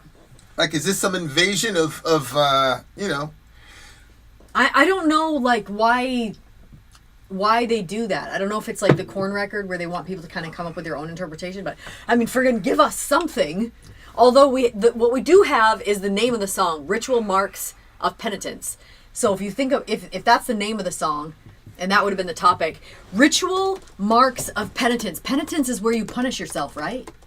Yeah, it's a punishment. It's what you do to show God that you're upset and you're sorry. Yeah. So that's penitence, yeah. Yeah. So what about it? Well, I mean, we have that, so we can talk about that. That's a good topic. Ritual marks of penitence. Ritual marks, that means that this is something that they do on the regular for penitence. That's again another one of the differences between Christianity and other religions, belief systems, is that there are no marks that we do to our body. There's no like good deeds that we do that gets us right before God, because it's the death of Jesus on the cross. Like there's no other justification or forgiveness that's going to be found outside of that, because that's literally the only way. That's why Jesus said, I'm the way, the truth, and the life. No man comes to the Father but by me.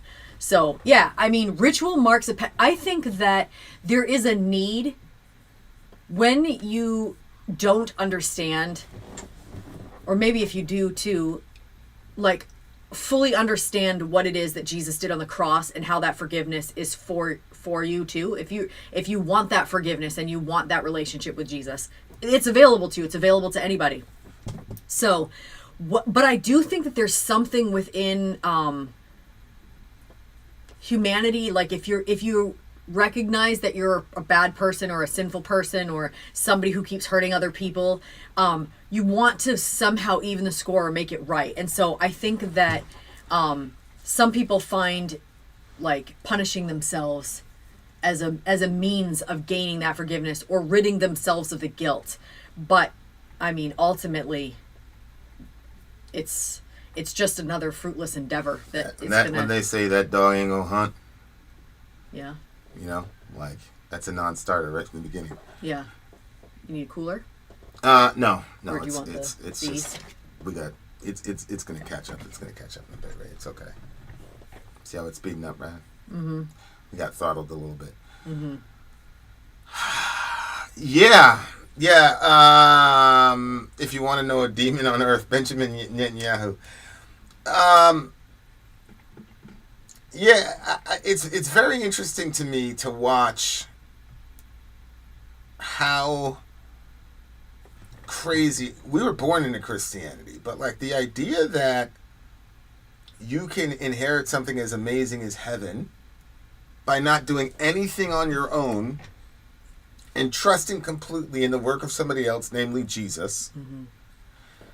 And then like you live your life not to earn it or make up for it, but to just express gratitude and everybody around you that you love, if you love them, you're going to want to share something with them that, I mean, it's the entire essence of Vin and Sori. It's like, I love music. I wanted to share it with you.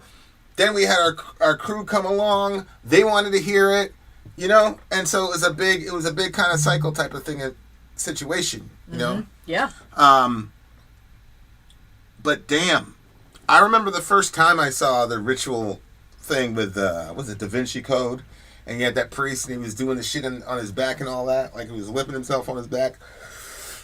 I was like, what's going on? You know what was crazy to me? Is I remember, you know, watching The Passion of the Christ. We talked about this too. I remember watching The Passion of the Christ and the way, you know, the whipping scene was just, it was a nightmare to watch. Yeah. Do you think we'll do a movie watch along when that gets closer to the release of the second one? Resurrection? Yeah. I don't know, man. That takes a lot out of me, to be honest with you. Yeah. But that left such an indelible mark on me.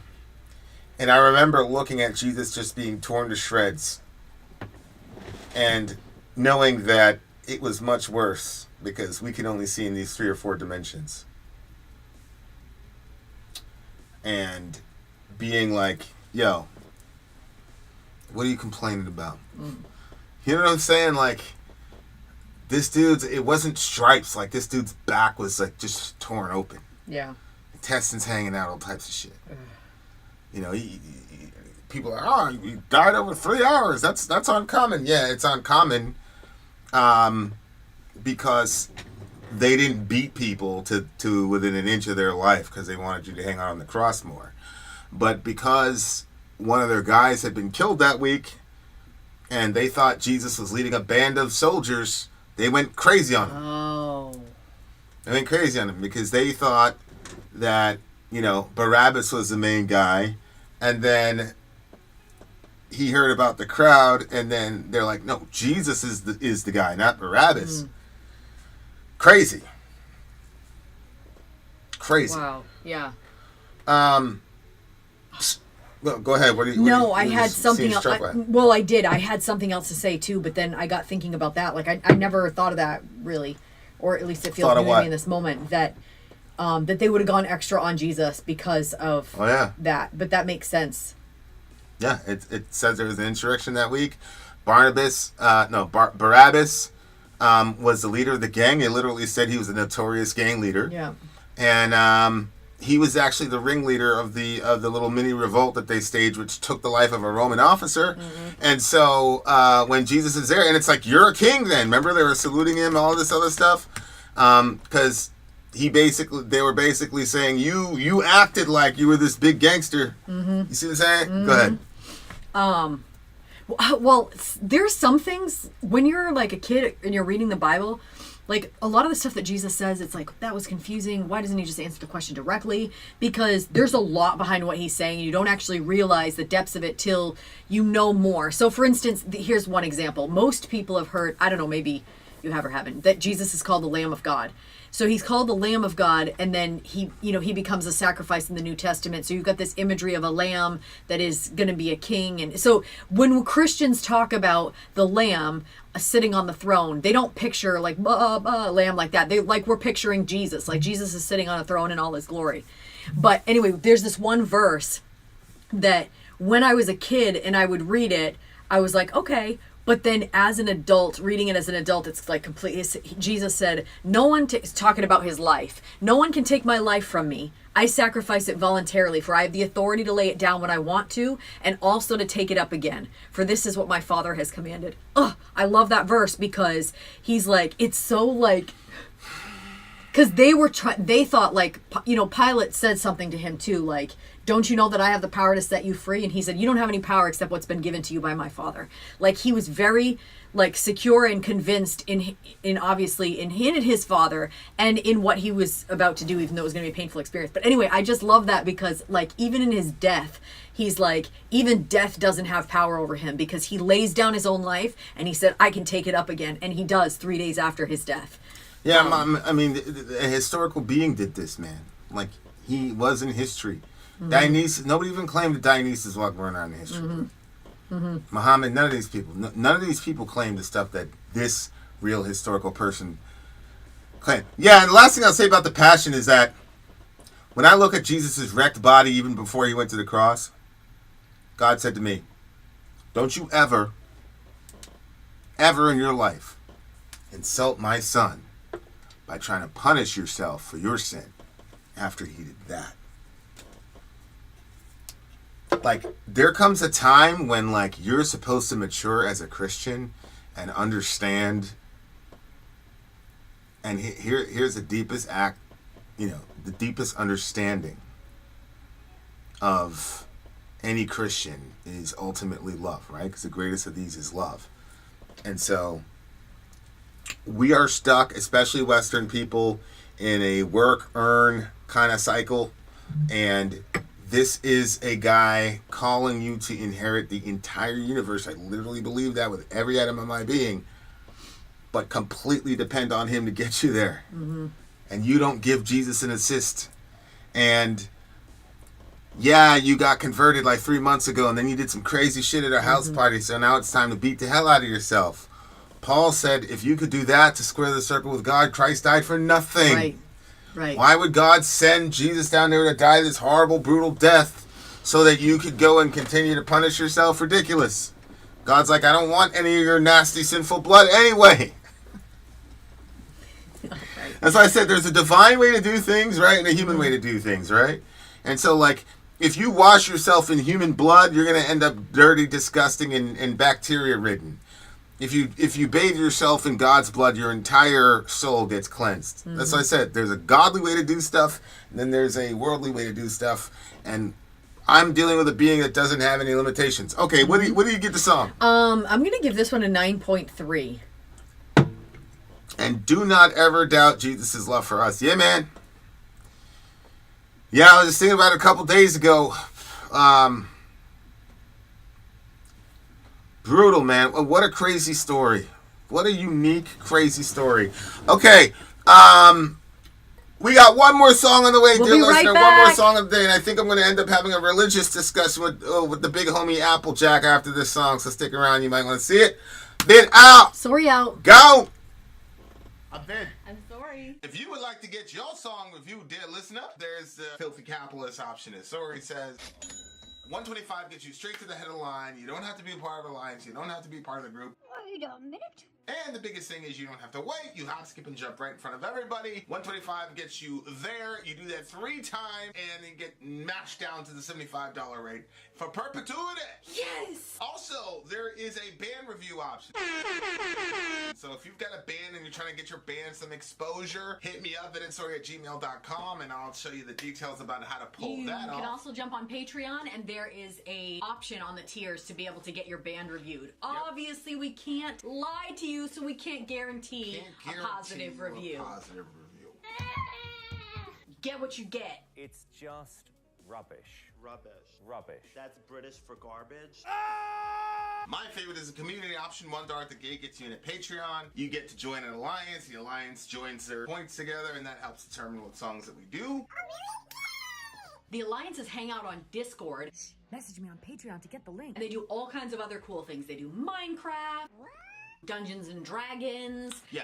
It's really a community within the community. Anybody can go in the village, facebook.com/VinandSori. There's 160,000+ people on the channel. What's cool about the Discord is that it offers a real opportunity for community connection, friendship, that type of thing. But, and it's on Discord, so if you're not a Facebook person, it's for you. You start off at $1. Right. Plus you get exclusives. Sori and I are working on a song. So the first 15 seconds of that was on Patreon. Also, at $15 tier and above, when we actually debut the video, they're going to be there live with us. There you are, dear listener. Buy our merch. You'll buy our merch indeed, and y'all shall eat them. To buy our merch. Yes, dear listener. Yes, dear listener. Yes, dear listener. Unfortunately, we have reached the end, my friend. We've got one of the newest DJs emerging from the scene. DJ, was it JLB? JLB. Really crazy, challenging songs today. We had black metal Then we had a sort of like avant-garde progressive song, which I thought was like the most unique set of progressions I've heard since I've been on this channel. Mm-hmm. It was it was what the proggers wish they could be. And I don't know if them dudes caught lightning in a bottle or what, but you know, y'all know what I'm saying. All right, here we go. All right, let's check it out. Watain. Hold on. We're still downloading in that bitch. I'll read the intro. Yeah, read the intro and then talk to the people. All right, Watain. It looks like the song is Cellarvor. You've done a few Watain reactions in the past, but for some reason nobody's asked you to react to them in a long time. No matter if they've released a fantastic album back in 2022, they're never in your shows. So let's fix that with an old song instead of a newer one. Cellarvor belongs to their 2007 album Sworn to the Dark, and it's pretty representative of some core beliefs of anti-cosmic Satanism. It's Watain. The sound's good. The music resembles Dissection and Ephemod, and they've been spreading their current of Satanism for years. So what else can I say? Okay, so we've got Sworn to the Dark is the name of the album. Anti-cosmic Satanism. Are you familiar, babe? Yeah, people were talking. Anti-cosmic? People were talking about that back in the day. It was just, you know, like this, the complete destruction of everything, chaos, all the rest of it. That's what I got from it anyway. Okay, and, well, what is their... Wait, is this the crew of people? You know, there's like some people that like they believe that their sole purpose on Earth is just to come and just mess with everybody. Destroy everything. Just destroy everything. Yeah, I don't like I said, like we almost said in an interview with dude, like I don't know exactly what the idea is, but you know, since God is a God of order and he, you know, brings order out of chaos, they want to bring chaos out of order. It seemed like that's what it looked like to me. I am not sure. But that's the closest I could come up with. Interesting. So we're gonna check out this Watain. Watain. You guys, we can do a random Ask Me Anything while you're not getting the lyrics, right? I already have them. Yeah, we're good. Okay. Random Ask Me Anything. Let's do it. Are you a Christian? Oh, he's asking Dwayne. Who's asking Dwayne if he's a Hunter is. Oh. Dwayne Which says, Hunter is that? Hunter Oh Lewis. shit, Hunter Lewis from is that Middle America Hunter Lewis? Yeah, Matthew, you said I love you too. So does my family. Oh, I don't mean to ever upset you. I misread that. I thought you said something about your bloodline. Yeah, I could have sworn somebody said something about their bloodline. Yeah, right. That one you, bro. I love you too, but you do know you're talking about my family bloodline. Which family bloodline? What the hell is boy talking about? Yeah, Matthew. Okay, the Lamb of God is the ultimate humility in the form of complete power. Yeah, I was just blown away when I was sitting there thinking about it. I was like, man, even in his death, it was so powerful for him to say, you know, I will take my own life and I will raise it up again. Just completely different than, you know, it was his way of bringing the world back together and healing stuff. But there was, you know, he had where do you think he went? You think he went down? It says that, you know, some people say he descended into hell. There's the Jonah aspect where it says 3 days in the belly of the whale, so the Son of Man will be 3 days in the heart of the earth. Yeah. So that speaks to consciousness too after death going on. Agree. Right? Yeah, I agree with that. Man, that must have been crazy when he called it back up again. What do you mean? Well, how do you believe that I feel like you said this one time and like you did. In other words, when Jesus was being raised from the dead, that the whole Trinity was in that action. Yeah, I mean, it says, with the John chapter 2, destroy the temple in 3 days, I'll rise it up. Yes. And then Romans chapter 1, Paul says that he was declared to be the Son of God through the Spirit by the power of the resurrection. So, and then obviously, you know, you killed him, but God raised him up on the third day and established him. So yeah, you have, what's up, Peter? You have all three members of the Trinity being attributed with raising Christ from the dead, which makes a lot of sense because they are three separate spaces of consciousness that share the exact same ontology and being. Okay, we've got one more song to go, and I finally got the download. Watain. Applejack. No offense. Stellar I feel like I have another teenager. You have to message me either on Patreon or at the secret email. That's the only way you're going to be able to to get a response from me. Because I don't have your information, so if you want that... Oh, he didn't get the village... He didn't get the Discord? Apparently not. But all right, guys, here we go. Message me. Watain, dear listener, Watain. Oh, we're not doing that. We're not doing that.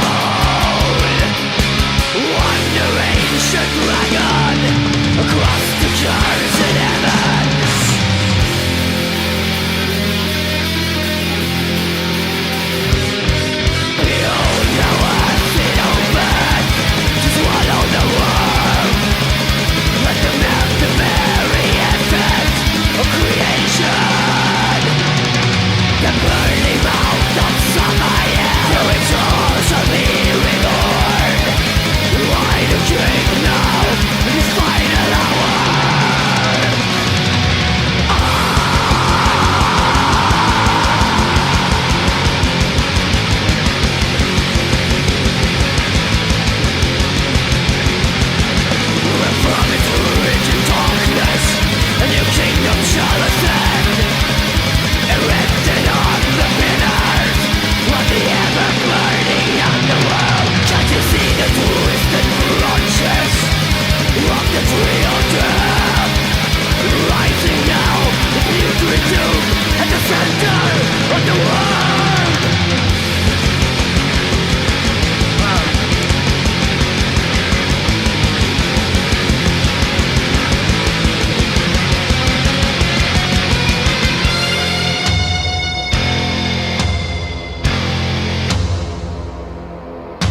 Yeah, you see that girl with her mouth open like that?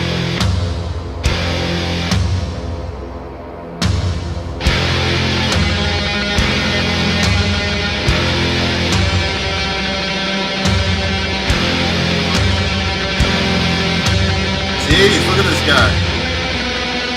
Let us welcome the breeder of the end with open arms.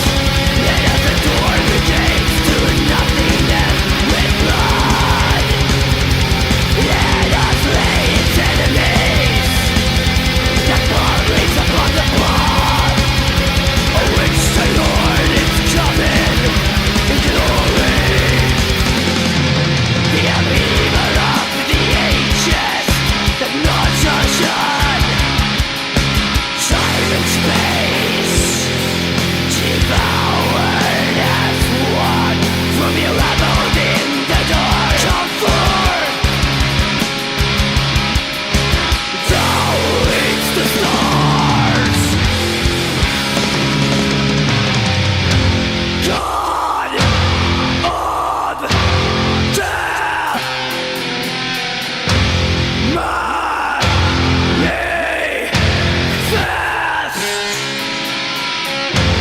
God of doom,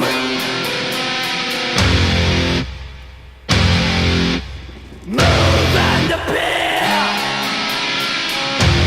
God of death,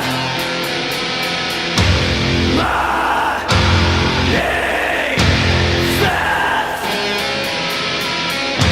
Strike once more. Stand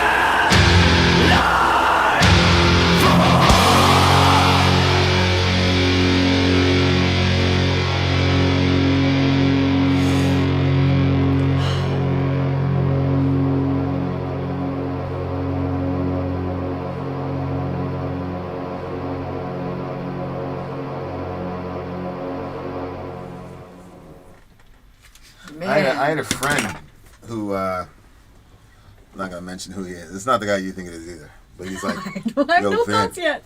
He's like, yo, Vin, you got to be on your shit when you talk to that dude. He's like, yo, I was in his presence for like 30 seconds. He's like, I swear to God, I was terrified. This guy is a... If you guys saw him, you'd be like, what? That dude's a real life gangster. And he's got like, I don't know, probably about 3 or 4 inches and like about 60 pounds on this guy. And he said he was completely terrified sharing the same room with him for 30 seconds. He had to get up out of there. I do think that because he's a theistic Satanist. Mm-hmm. Okay, so that means he believes in a literal devil or an archon, some sort of... Watain? Yeah. Or the person you're talking about? Okay, yeah. Their form of Satanism is... Well, yeah, he was basically telling him to manifest and materialize in that room. Yeah, but the vast majority of Satanists are looking at Satan as a force or as energy. as a principle. Oh, okay. Principle of rebellion, a principle of free thought, that type of thing. Mm-hmm. Am I the only one chronically lagging? I hope so. Go back to the.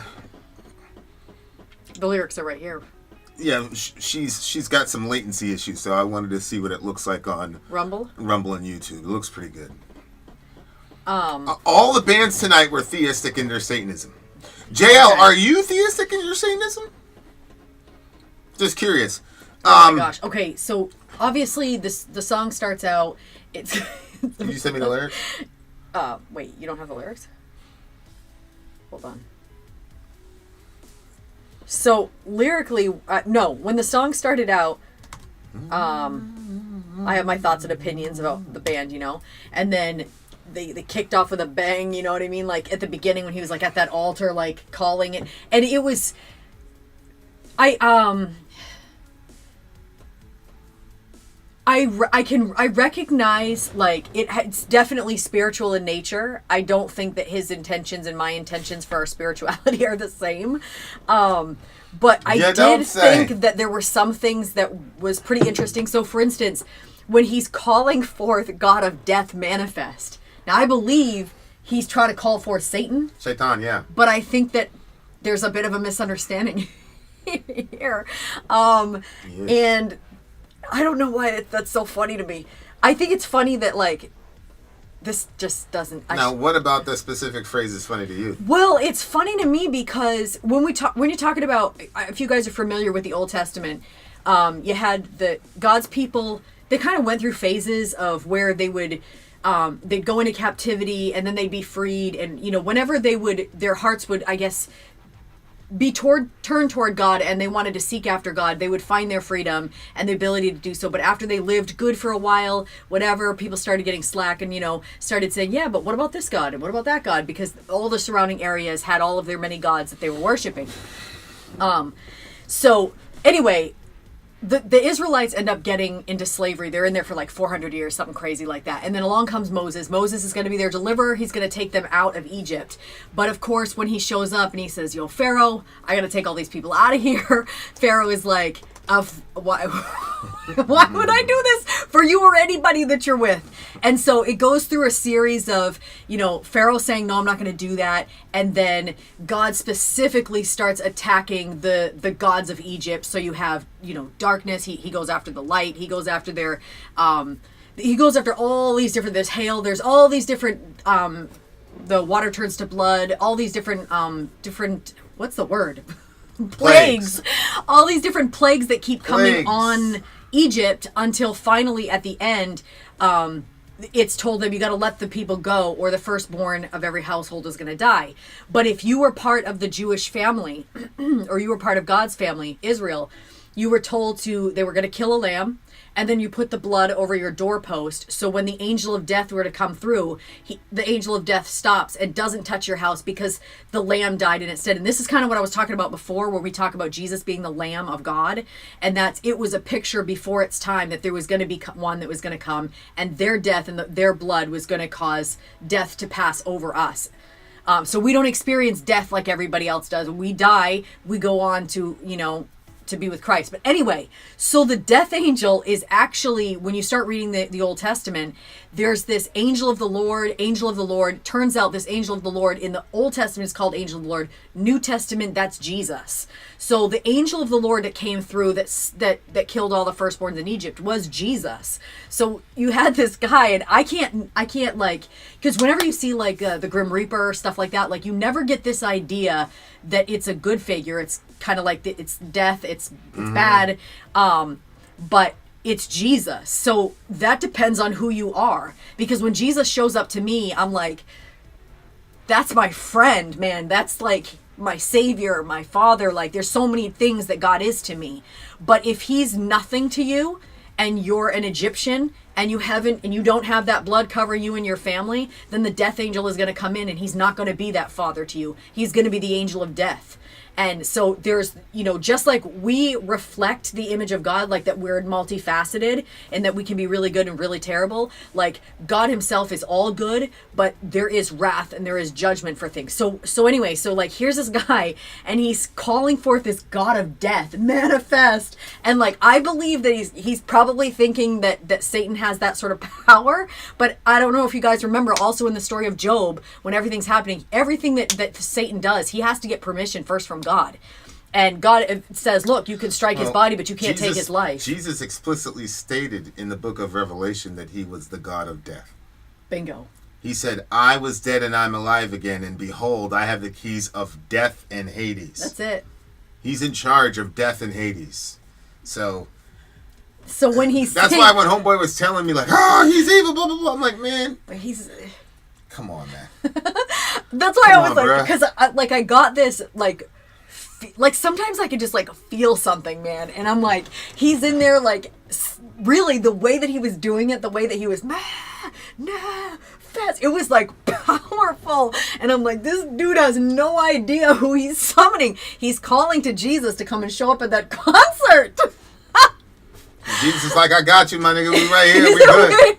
Stop spitting blood at people, though. It's not healthy, nigga. At the end of the day, you got to brush your teeth. I don't care how gangster you are. I don't care how devilish you are, nigga. You still got to go brush your teeth, my boy. Don't be spitting that this way. You still got to brush your teeth. But, yeah. I was trying to act like you something. Man, if you don't stop, bro. I'm like, if God showed up, Jesus showed up in all of his glory, the angel of the Lord manifests like right in that movie. Jesus showed up in it. poof. Negative 5%. You saw what happened when that detachment of Roman soldiers came to him? Mm-hmm. He said, what's up? Yeah. And they were asleep. Yeah, like, this is a guy I'd really like to talk to because I wonder what most of the people that I've found when it comes to the concept of sin go the other way. They get super defensive, you know, whatever. Mm-hmm. This guy seems to be leaning into it like heavy. Yeah. Heavy. Applejack, I would say, you said, what do you mean by not experiencing death as others? Does Romans of the old ways not go to the Elysian fields? So what I meant when I said that was that at our moment of death, it's that crossover point between this realm and the next, between this dimension and millions of other dimensions.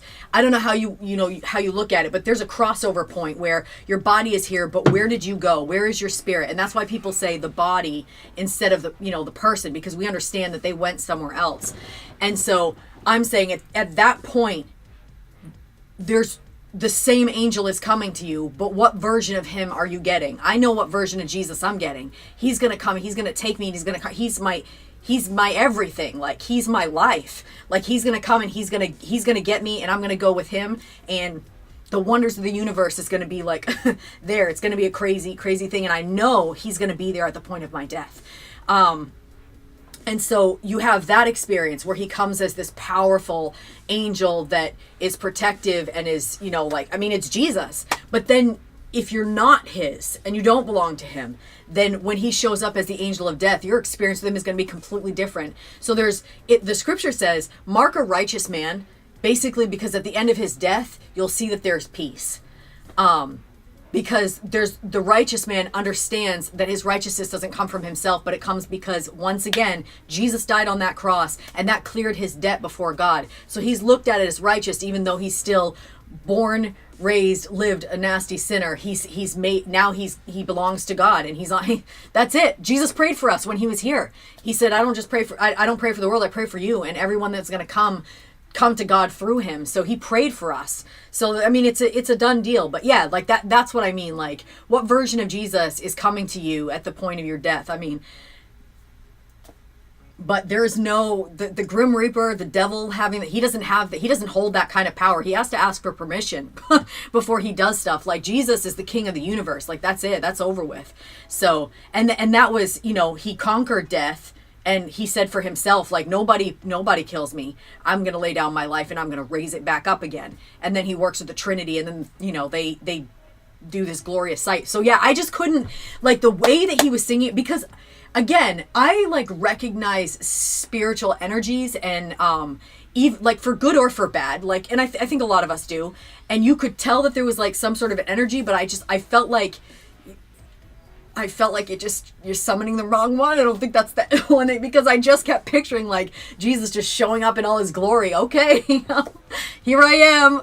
Yeah. And the thing is, like, Jesus is a badass. Like, if you read in the book of Revelation, like, he's got a tattoo down his leg, like, that's on his thigh, King of Kings and Lord of Lords, and like the way that he's described, it's not what people like would assume, like this, like, sort of weak, meek sort of person that just kind of slowly walks around. Like, Jesus is aggressive. He gets the job done. He's like, you know what I mean? Like, that's the only difference with the chosen Jesus. I can't imagine that Jesus strapping up and killing shit. You know what I'm saying? Yeah.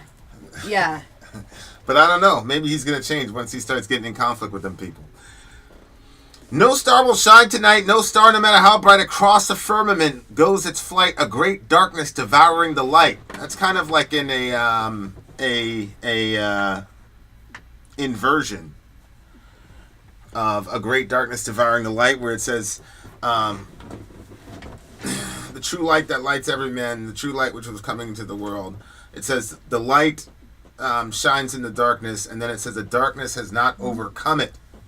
Or you have a variant that says the darkness has not understood it. And so John picks up on the metaphors about light and darkness and all that. Like, John's world is pretty binary.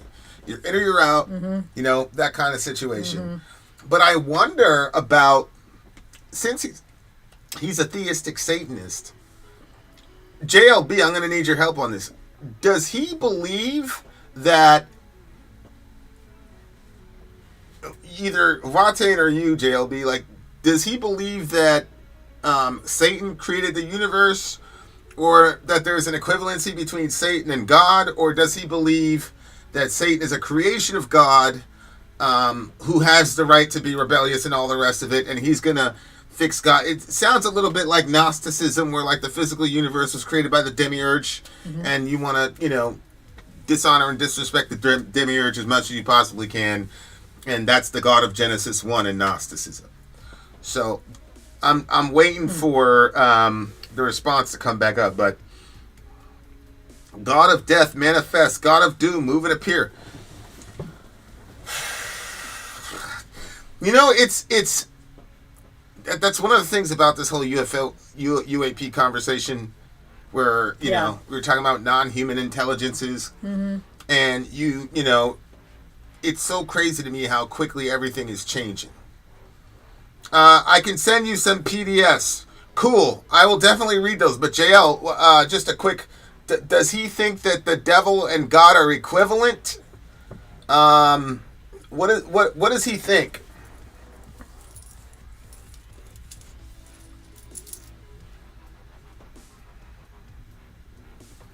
So he says, do you think the Satan they worship could be from something? Yeah, 100%. Just, yeah, that's my theory. Go ahead, I'm sorry. No, I was just going to read these lyrics more. Yeah, Satan is a title and not necessarily a being, especially in the Old Testament, but we're going to get there. Go ahead. Basically, so, you know how we call Kamala Harris Cop-Mala Harris? Cop-Mala? So, like, a cop is a it's a position. It's an institutional position. But we blended that into her name. Okay, that's kind of the idea with the term Shaitan. Initially, Satan meant just to oppose. Literally the prosecutorial lawyer on the other side. In the intertestamental period, opposition and demonology were almost indistinct to the minds of the Second Temple Jews, and so by the time you get to Jesus, now you've got him kind of full blown. That Satan is the name that gets attached to this guy in the same way that we call Kamala Cop-Mala. It's kind of the same idea. And so that's one question I had. Like, I don't know, like, what the deal is relative to who they think created the world, because it's like, well, if Satan is a creation of God, how could you think that Satan would ever be able to overcome God? See what I'm saying? Like, that's what I don't understand. But it just seems like a lot of times people think that it's like, you know, when we were kids, we saw the devil and the angel on your shoulders. They used to put that in a lot of the cartoons. Yeah. Well, it always kind of seemed like that there was like this sort of battle between the two, where it was like sort of even. It's not like that. It's not like that at all. I think that what happens though is that because you can call them satanic forces, you know, whatever, like, because one of the biggest tools that the devil uses is his lies. And that's what the scripture tells us. It says he comes as an angel of light, but it also tells us that he's the father of lies. So he's the genesis of where lies come from. So I just think that, you know, because he's a liar, he's obviously, you know, like boasting his position up, or I'm using the wrong words, but you get what I'm saying. Like, he obviously builds up his to these people that are, because I mean, this person thinks that he has the power of life and death, you know. So like, it's not like that. I think that the more and more control that you give those satanic presence in your life, the stronger and more powerful they get over you. But I don't believe that you're any more powerful in the universe against other spiritual beings that you can't see or don't know about. I think that you within yourself feel very powerful, and that sin and evil. Them people are enslaved to those dark powers. Exactly. That's what I'm saying. Like, you think they believe that they're going for some sort of power, but they're becoming reduced more and more by the day. You know, it's weird, man, because it's like, we understand this in the world. Like, we understand, like, the weirdos. Hey, kids, you want some candy? You know what I'm saying? Like, we understand that. Yeah. But, like, it's crazy to me that when we talk about aliens or spiritual beings, people just automatically, gullibly go in the car. And they just believe whatever these beings tell you. And look, people always say, like, oh, when this UFO shit comes out, how are the Christians going to deal with it? What are you talking about? We've always had an entire theology. We've always had a category for Are you kidding me? It's going to whoop. Yeah, right down the middle for yeah, us. we've always had a category for non-human. Let us fill you in. Yeah. You got to be on the $50 Patreon tier to know what's going on. I'm just Okay, kidding. the anti-cosmic shit is dragons and Kabbalah. Yeah, but like I said, it seems to be a decreative philosophy. You know, light getting sucked up by darkness, the absence of life, no life force is permitted to exist. You know, it seems like this is, like I said, a decreative kind of goal here. You know, and that's the thing. It's like, because Satan is not a builder, all he can do is be a destroyer. Because he's not a creator, all he can do is decreate. So it's like, I get it. Like, why would you want to be on that team? Yeah, I mean, it... Because you're going to lose. You see what I'm saying? Yeah. Unless they believe that Satan is ontologically equivalent to God, and he had like a side of the... He had some sort of, you know, position in another part of the universe somewhere or whatever. And, you know, he's going after Yahweh now, and maybe they're equals. Otherwise, you're saying Yahweh essentially created this dude. So how does he think he's going to beat him then? Yeah, exactly. This one. Yes, behold, now as it opens to swallow the world and to melt the very essence of creation, the burning mouth of Samael, through which all shall be reborn. So again, we're not creating, we're like consuming and then recreating. Just can't do anything on your own. Right. Take it all from God first, and then try to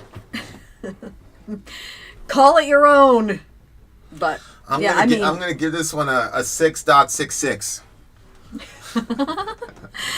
I definitely found some stuff concerning. Okay, according to them, God is going to lose and be swallowed back to chaos. So the creator is going to lose to his creation and devolve into chaos because of the devil.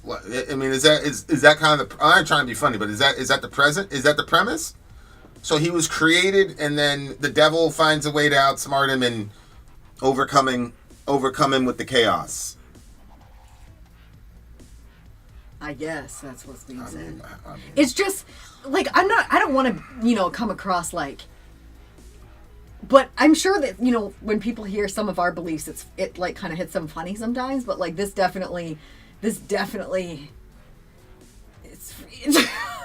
I don't understand this level of a blunder. For real, I just don't. I'm like, with the angel of the angel of the Lord and stuff like that, but again, like this, I just think that's a perfect example of just what the devil does to people.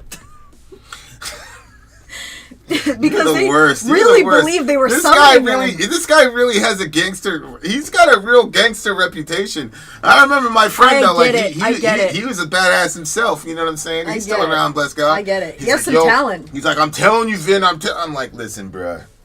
This is not even on some New York gangster shit. Like we've dealt with non-human intelligences before, so. I don't have a fear. I don't have a fear of any of those people, bro. Honestly. Oh. I'm laughing at it hard. Yeah, it's like John Piper was talking about the Tower of Babel. They're like, we're going to make a tower that builds down to heaven. And then the next line says, so God came down to see. It's like, oh, little, what are you guys doing now? What are you doing out there? What y'all on? What really is that? Jesus, really? These niggas really think they're going to reach heaven with this shit, bro? No, I'm serious. Jesus, come check this out. This nigga really thinks they're going to make it up to heaven. Watch him. Took the niggas like 4 days to get down there to talk to those people. That's how high above them he was. Oh, no. Well, guys, thanks for coming through. JLB, our DJ tonight. Oh, I didn't You got to rate the song. I gave it a 6.66. This is really difficult for me to rate. This is why it's so difficult. Because I actually, I was horrified, by the song. Like the sound wise, like it did kind of like make my skin like woo. So that was good because I feel like that they accomplished what they were trying to there. I loved the part where he was summoning because I could not see that any other way besides the way that I was seeing it. So that was really cool. Yeah. Vocally, what he did, like what his voice sounded like, and like. I don't know, it sort of had that desperate sort of sound, like, and he was commanding it and stuff like that, like, again, a miscalculation, because I don't believe that's how those things go either. I believe that those dark beings are not stupid, so I think that they're When gonna we first started let the you- channel, there was a dude that warned us. I don't know if you remember. They're like, look, they had a dead pig in their thing because they got those rituals and all That's that. right, yeah. He's like, you can smell them from the stage. Oh. I mean, this is real. Yeah, no, JLB, you're exactly where we need it to be, because metal is supposed to engender these kinds of discussions, man. Like, I'm not offended by anything. Like Eric from Watain, that's what he's on. It's just kind of like it's a crazy thing to see, because, like I said, the people that tour with these dudes, they're literally like afraid of them. You know what I'm saying? And I don't think it's an irrational fear. I think that these dudes are in close personal contact with malevolent intelligences. That's what I truly believe that. Mm-hmm. And I agree so, with that. Yeah. you know, and that's why people are sensing that energy, and they don't have a category for it because they were raised as physicalists. Mm-hmm.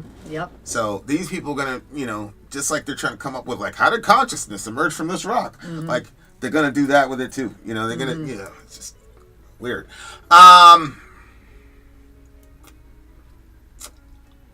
Like I said, I gave it a 666. What did you give it?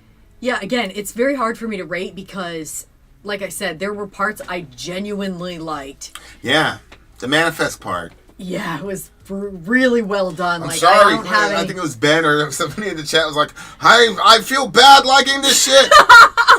But I mean, it was good for me though, because you have like no I said, idea how many emails I've received. Finn, how do we do this? How do we do what? I'm listening to this, the most satanic shit ever. Oh yeah. How do we do it? And I'm like, all right, tell me what dude is saying. Whoa, I said, nah, it's not. You can redeem about that, my brother. You gotta let that one go. It's literally every word, man. You might as well rent an apartment in hell, my nigga, if you gonna do that shit, bro. Put it down. Put it away. Yeah, I was like, that was me. Nah. I gotta. So I'm giving this one an 8.9. Actually, Then out. Sori out. All right, we're gonna take a brief intermission, and then what's his?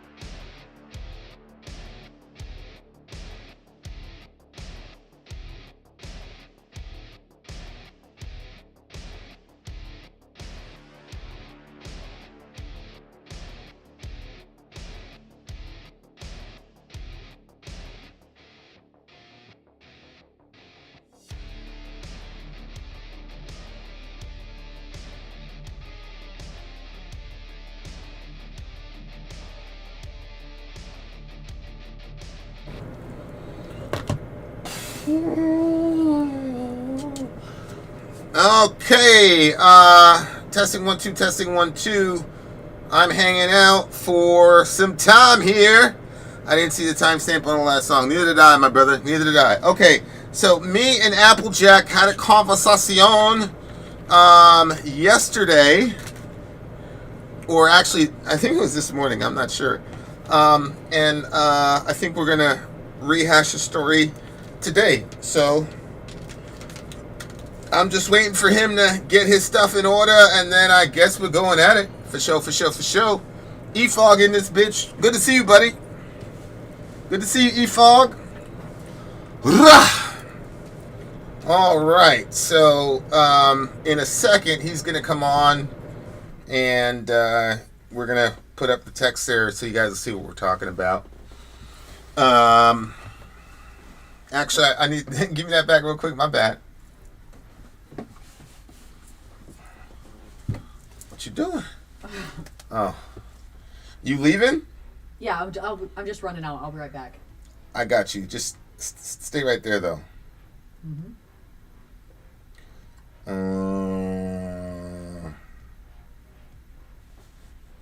Has Applejack responded yet?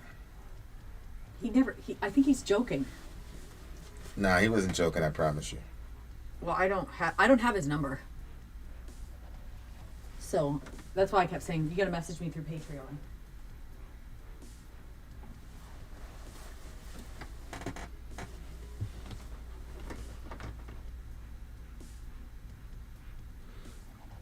No.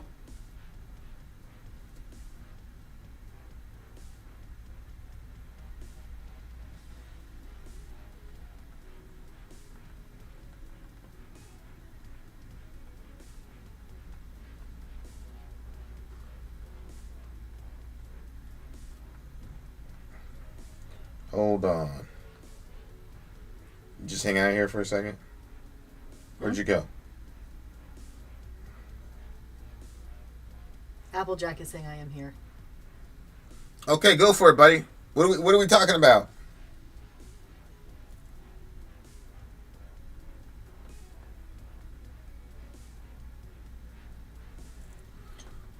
That's Mr. 77, so hold on to that. See what I'm saying? Yeah. Or, like, pay attention to that. Okay. Because if you do, then send me a text. Okay. Is there something specific? Just screenshot me whatever he says. Okay. What are your thoughts on the satisfaction theory and criticism and the Catholic criticism of penal substitution?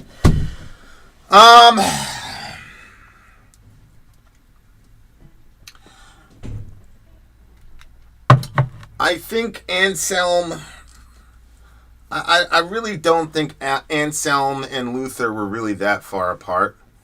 But let me. Well, we've got an interview thing here. Hold on. Give me 1 second, bro.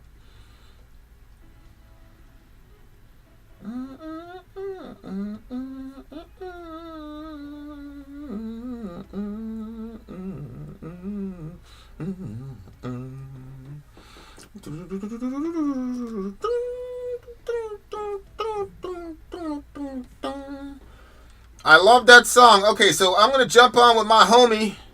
And I didn't know you were going to have a live discussion. That's even better, little bro. All right, give me a second. Boom. I copied that thingamajiggy. So let me put the... There you go. So you could click on that thing, bro, and then you can jump on. Feel me? There he is.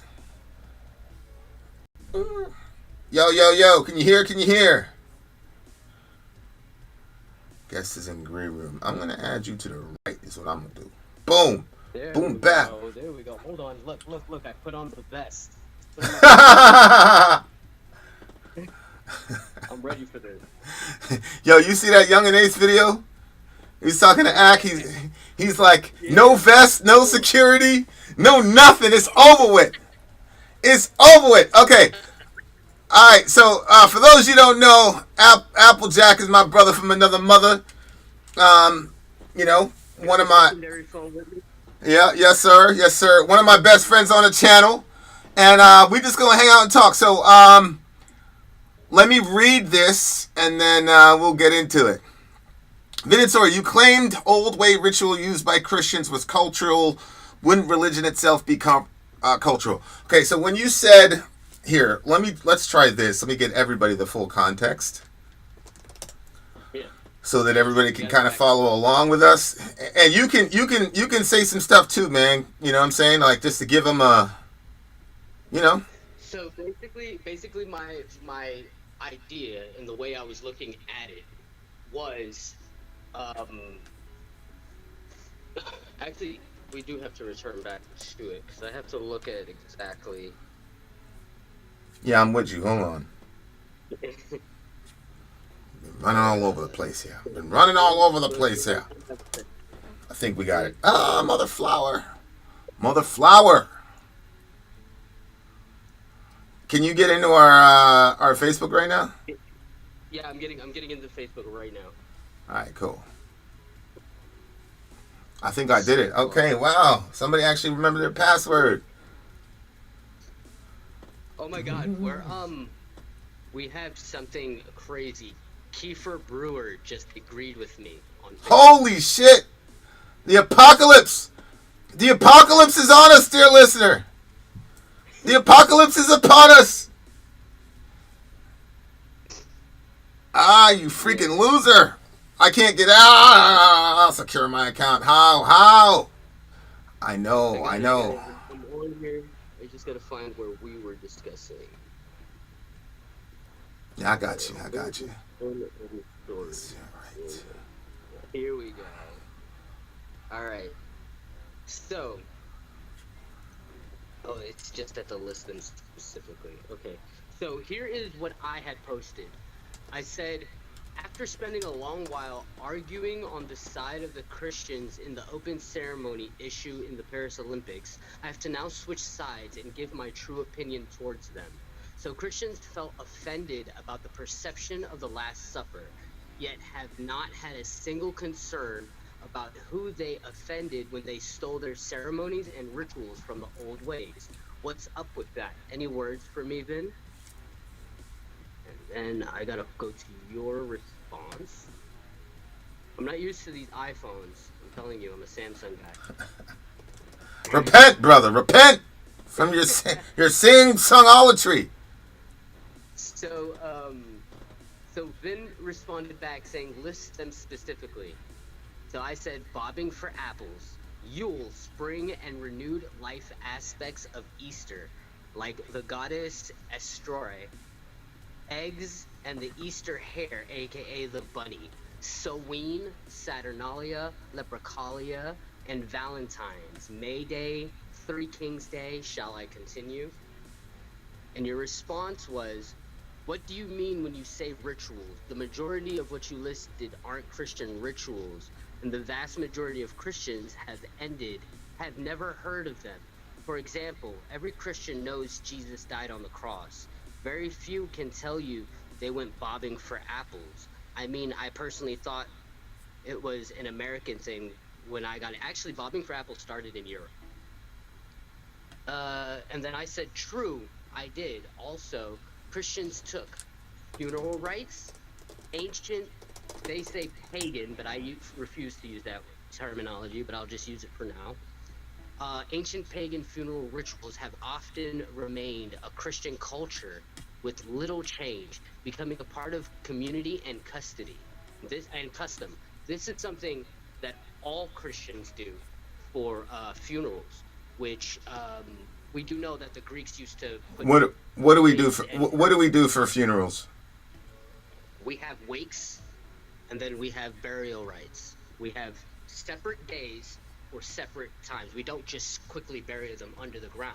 This is a Roman belief that they used to do, a Roman way of the old way, where they would first have a wake where everybody, the family and friends, and anybody who felt that they had some part within that person's lifetime would have a wake, and it'd usually be a 2-day wake, which is also another ritual that is usually used in Christian beliefs, where they will have a 2-day wake before having the actual burial.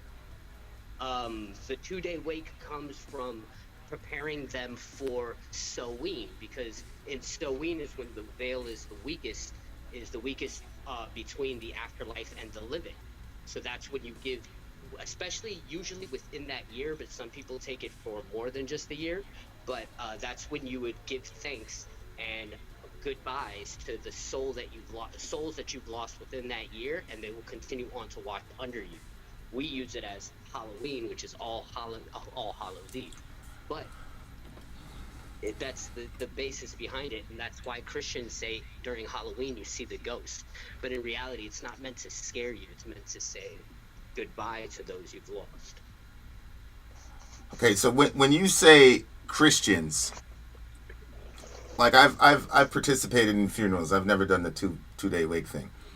When you say Christians, are you talking about the religion established by Jesus, the apostles, and the ante-Nicene fathers? What are you talking about when you say Christianity? When I say Christians, I talk about what is normally taken as a ritual. So I say something that's normalized. I wouldn't say that it's exactly created by the ideals of Jesus in itself, but because a lot of what we do for Christianity isn't really behind Jesus, like say his born day. Jesus didn't have his followers celebrate Christmas. That came after. That came after the change and the. Do you think Christians all around the world celebrate Christmas? I think that the norm for Christians is to celebrate Christmas. I don't think that all Christians do, but all Christians don't go to church. But that is a norm for Christianity. Okay, so you're not saying that Jesus and the apostles taught Christmas or any of this stuff? Oh no, they didn't. Okay, so if you define Christianity by cultural whatever, then I agree with you, and we have no quarrel. But if you're defining Christianity in the objective sense, then obviously Christ, the apostles, and the ante-Nicene fathers never commanded us to do any of those things. But isn't religion cultural in itself? No, religion is a set of distinct theological beliefs that are designed to guide for faith, morals, and how to have a right relationship with God. Is religion cultural? Now, this is something I was looking up because I thought I was wrong at first. This is an AI overview. I hate AI, but this is for Sori. Yes, religion is considered to be a part of culture and can be a fundamental social institution. Some say that religion is the substance of culture, where others describe it as a cultural system of symbols. Religion can influence culture in many ways, including beliefs and practices, creative expressions, cultural practices, and so on. And as it is defined, with beliefs and practices, it's people who share similar beliefs and practices inspired by a religion can come together to create culture. And then creative expressions is art, literature, and music can reflect the community's values, beliefs, and aesthetic sensibilities, and can help preserve cultural heritage for Christianity. For example, religious arts like the Last Supper and funny we bring up the Last Supper, and the creation of Adam contribute to the cultural identity of Christianity. And then cultural practices is yeah, I know what you're saying, but I've actually read the book, right? So, for example, more than I'm just reading. Thank you. Right. So, culture can spring out from religion, sure, but that's not the same as the religion. For example, Jesus never specifically told us to build hospitals, but he said take care of the sick. So Christians decided we're going to start building hospitals for people for free. So you can have a culture. I mean, we have a culture in Middle America, but not everybody shares my faith. So there's still a dichotomy between the set of beliefs, the set of theological beliefs that a person has, and the cultural milieu they're in. The other thing is, bro, in the vast majority of Christians, for the vast majority of Christendom, have no familiarity with what you're talking about. You're talking about a very specific form of very recent American and Western Christianity that is not represented in the Coptic Church. It's not represented in the Eastern Orthodox Church. So I'm not... If you say, are there cultural ramifications to that? Sure. But I'm not seeing how that means that Christians, quote, borrowed from pagans for their core message.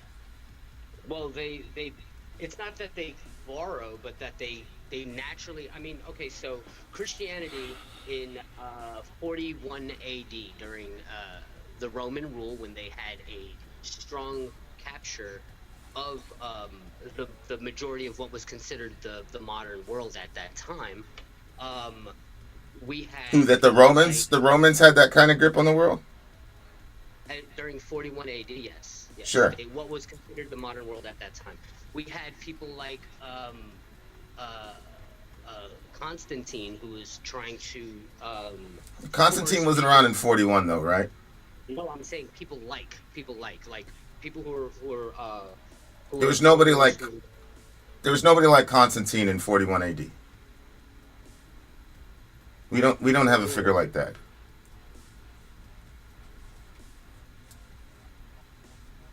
Rule on Christianity.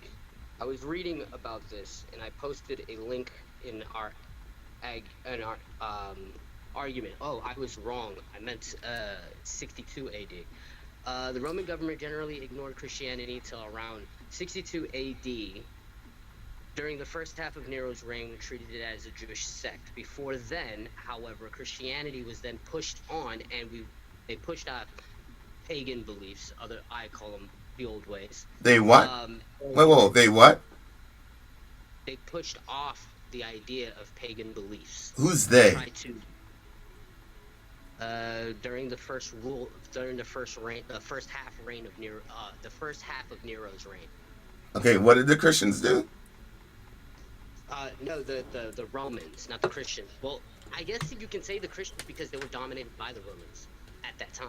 That's who was pushing it out. No, the Roman. You can't say that that's Christians. That's the government.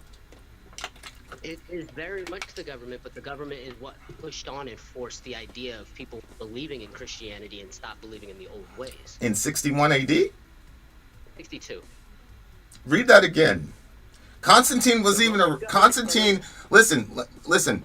Nero was still setting Christians on fire all the way up until he died. He blamed the Great Fire on Christians. Constantine had nothing to do with any of that, bro. Wait, no, when I was saying Constantine, I was saying people like Constantine because Constantine was one of the people that tried to push out people believing in the idea of the old There was no Constantinian figure before Constantine. Name these figures that were like Constantine in 62. And here's the other thing. Why were we getting torn apart in the arenas and set on fire by Nero the entire time if we had went after him? This is what Google is giving me. But this is or at least Google AI because I do not like AI. Yeah, but, bro.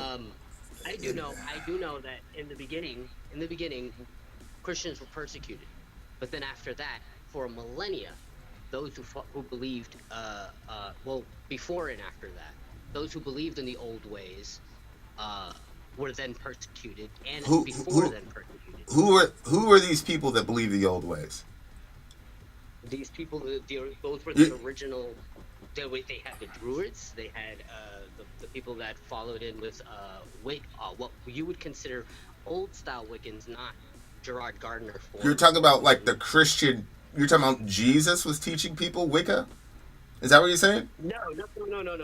I've never stated if I'm gonna bring up Jesus in himself, Jesus was too busy dealing with his own issues of trying to teach his religion outside of what you had with a lot of Jews, because that was what the society that he had, Jews and believers of Islam. No, there were no believers of Islam during Jesus' time. There was definitely Oh wait, no, I'm pretty sure. Muhammad is a 6th century character, my brother. Yes, 7th century technically. So that's like a 500-600 year gap between Jesus and Muhammad. Yes, he is within this time. What time? No, I'm reading it now. Yes, he was, as in like you're correct with Islam, with Muhammad, with the Prophet Muhammad. Yeah. But anyway, forget Islam on itself, right? Okay. I think I misspoke with that. Okay. I would say he was surrounded by those who were Jewish, correct? Who was Jesus? Yes, of his time, for him. Yeah, of course. Exactly. Yeah. So his form of teaching, when he was teaching what would then be taken as Christianity, was outside of that idea of Judaism, right? Correct? No, I completely disagree. No, it's not. So go ahead and explain to me, because this is a learning moment for me. Go ahead and explain to me the similar pathways other than the Abrahamic religion, of Abrahamic belief structure of Christianity and Judaism. You say what are the connections between Christianity and Judaism?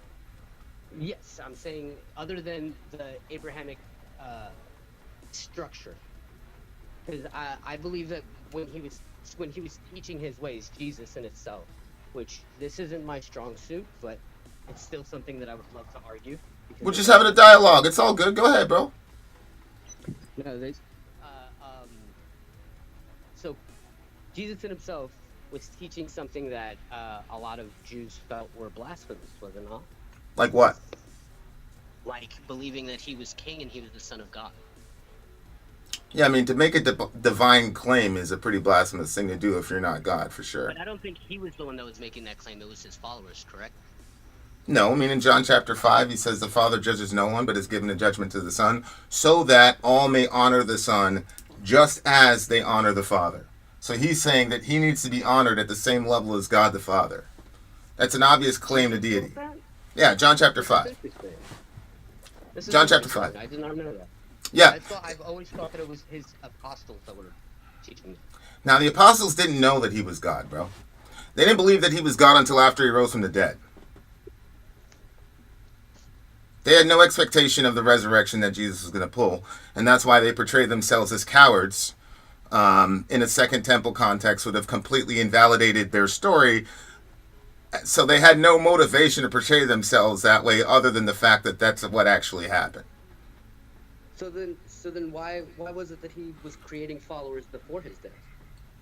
If nobody believed in the words he was saying, and believed him as a god. Well, I think that's pretty self-explanatory from the text, right? Jesus picks 12 disciples because their nation was built on 10 tribes, right? You had this dude named Israel. The guy's name, there's a dude named Israel. His name is Jacob, and then God changed his name to Israel. Israel. Yaakov, yeah. Yaakov then has 12 sons, which then form the nation, okay? Of what we know as Israel, the 12 tribes of Israel. That nation then goes, and God makes a deal and says, if you do this, we'll be cool. If you don't, we won't. And you can guess what happened. They decided they were going to worship other gods, etc., etc. And so, because of that, God said, okay, I'm going to send somebody that's like Moses, but I will put all my words in his mouth. And if you don't listen to him, you're going to be completely cut off from the people. And so the early Christians were saying, we're talking about Jesus Christ here. This is what we're talking about. So, John chapter 17, bro, Jesus says, Father, the time has come. Glorify your Son, that your Son may glorify you. So Jesus constantly throughout the Gospels is claiming equivalency with God the Father. You don't see go read the Gospels. You don't see anybody in Jesus' crew. I'm not far into it. I'm actually still in the Old Testament. No, that's good. But you won't see anybody prior to the resurrection on Jesus' team calling him God. They don't. The closest they come is they say, who is this guy that the wind and the waves obey him? But they wouldn't come out and say he was God until after the resurrection. So then why is it now that we follow in what we call holidays? Why is it now that we follow in what we call holidays that were originally Sabbaths and Esbats? Were originally Sabbaths and what? Esbats. Esbats are minor Sabbaths. So why is the Christian church in the Western world doing Christmas and all that? Is that what you're saying? I would say even beyond the Western world, there's people in Russia that celebrate Christmas. Okay, so and you're asking me why people do that? Yeah, why is it that we have Sabbaths? Why is it that we have pagan traditional Sabbaths that we've had normally that are now pushed on as Christianity, like Easter, where it's supposed to be a celebration of the rise of Jesus with the Easter bunny, but before then it was more of a love tradition that was stuff like Leprechalia, stuff like the solstices.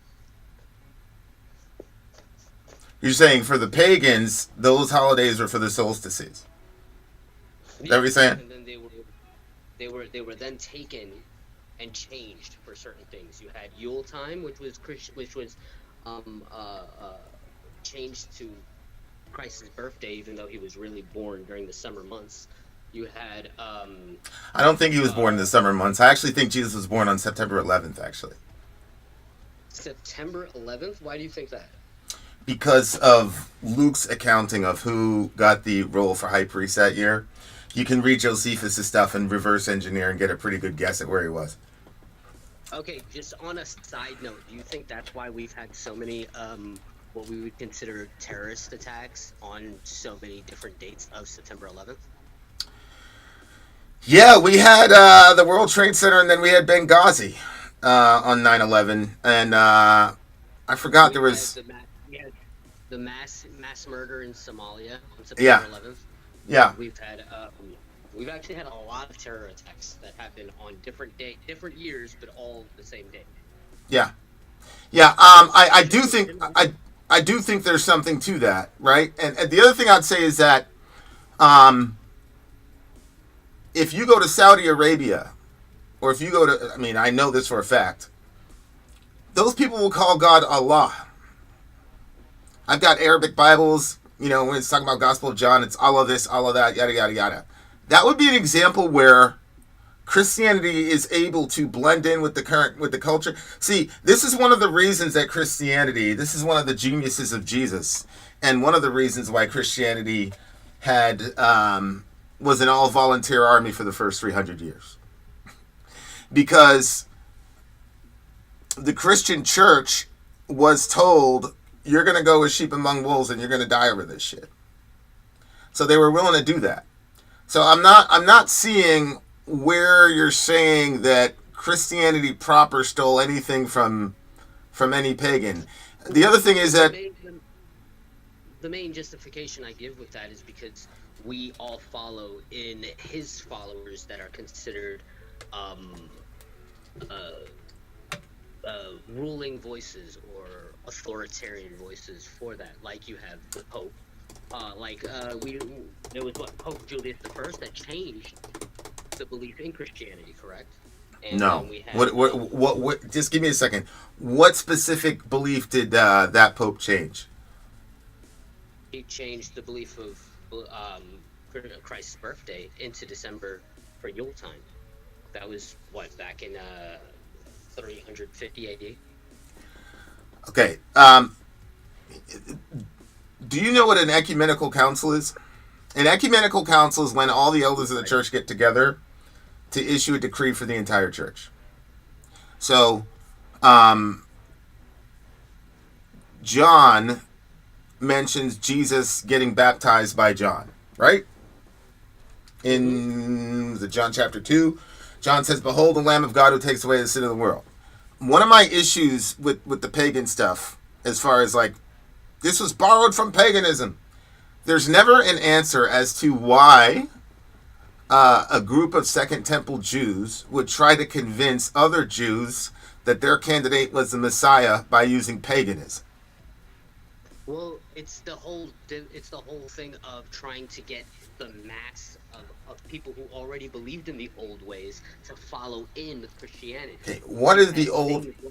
We're talking about Second Temple Judaism, right?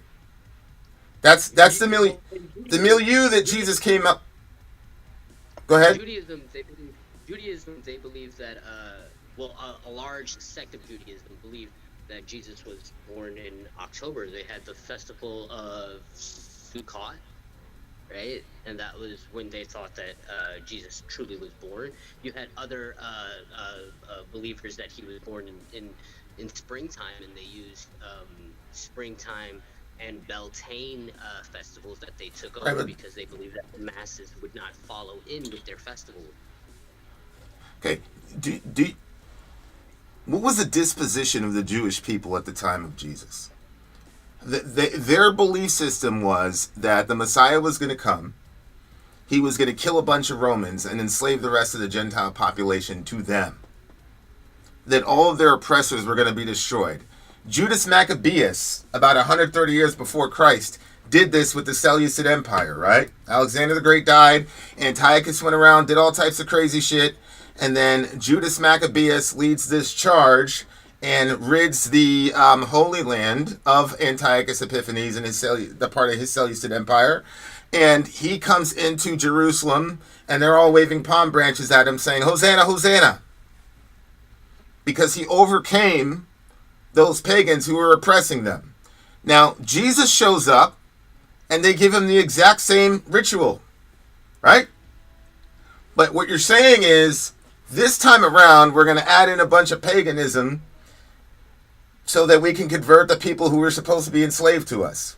Remember, Peter got in trouble for baptizing a Gentile. So the early church was not trying to get as many people as possible. That wasn't their mentality. As a matter of fact, Applejack, you should look at this pattern. Jesus said to them, "You will be my witnesses in Judea, Samaria, and the ends of the earth," right?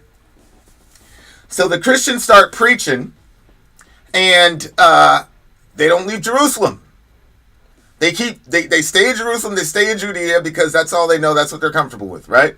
And then Stephen gets stoned in chapter 7, and then it says in chapter 8, a great persecution burst out among the church, and that's how they went into the Gentile territory. Literally, somebody had to die before the Jewish Christian said, "Well, I guess we have to preach here because, we can't live where we live anymore. They tried to kill us." So my point is, the disposition of these Jewish people was not, we need to get as many people as we possibly can. The disposition of the Jewish people was, we need to be as righteous as possible so that Messiah can come, so that he can overthrow these Romans and put us at the top of the world. Isaiah said he's going to establish Zion among all the mountains, etc., etc. That was their mentality. They did not have a mentality of, let's convert Gentiles. Go ahead. I have to push back on this, and this is something that I'm pulling out yet again on the will of Soriah. This is an AI overview, okay? Christians may have taken other pagan holidays for various reasons, including counteracting pagan festivals. Christians may have wanted to counter pagan festivals with their own celebrations that celebrated Christian concepts. For example, Christians may have celebrated the birth of Jesus on December 25th to counteract the festival of Mithra or Yuletime, making Christianity more attractive. Early church fathers may have deliberately rebranded pagan holidays as Christian festivals in the 4th century to make Christianity more appealing to converts. Some versus theology. Christians may have used existing pagan concepts to expand their meaning for communicating Christian ideas. For example, Christians may have celebrated New Year's Day on January 1st because of Janus, the Roman god of doors, representing new beginnings and opportunities. And lastly, easing the tradition. Christians may have replaced pagan holidays with new Christian holidays on the same dates to make it easier for people to adjust to Christianity, which is something that I did bring up. Yeah, but bro, that's not a real source. That's AI. Well, we can. Secondly, do you notice they never said anything definitive? Christians may have, it possibly could. Have divinity. That's because we do not have divinity. We even with the Bible, AI is not a. No, go ahead. If you and I were in a moderated debate, you couldn't use that, bro, because it's not an actual source. Yes, but then we do have. Just get me the name. Here, let's try this. Get me the name of the actual scholar who says that. Get me somebody who's familiar with Second Temple Judaism that says that. Because again, bro, you have no explanation for why they would do that when they had no interest in expanding to Gentiles. They were racist, bro. I need you to deal with that. I believe you 110%. I believe that they were racist. No. I need you to explain to me. Because think about this. You get a bunch of people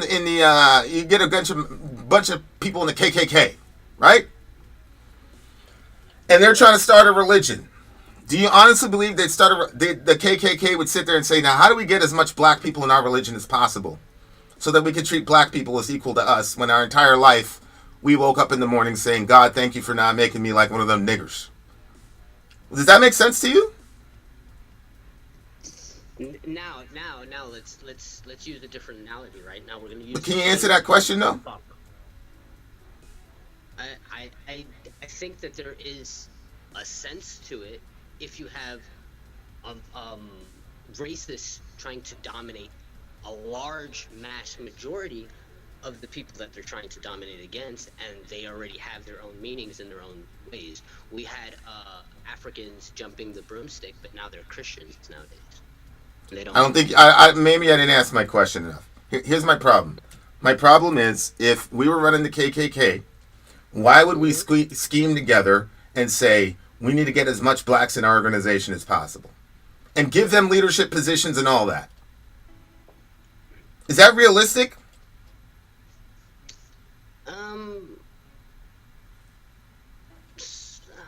Come on, bro. I wouldn't use. Come on, bro.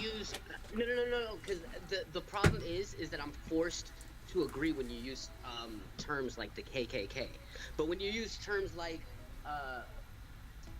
we can think that there's a group of, say, Republican believers that have a dominance in believing that white is a higher might.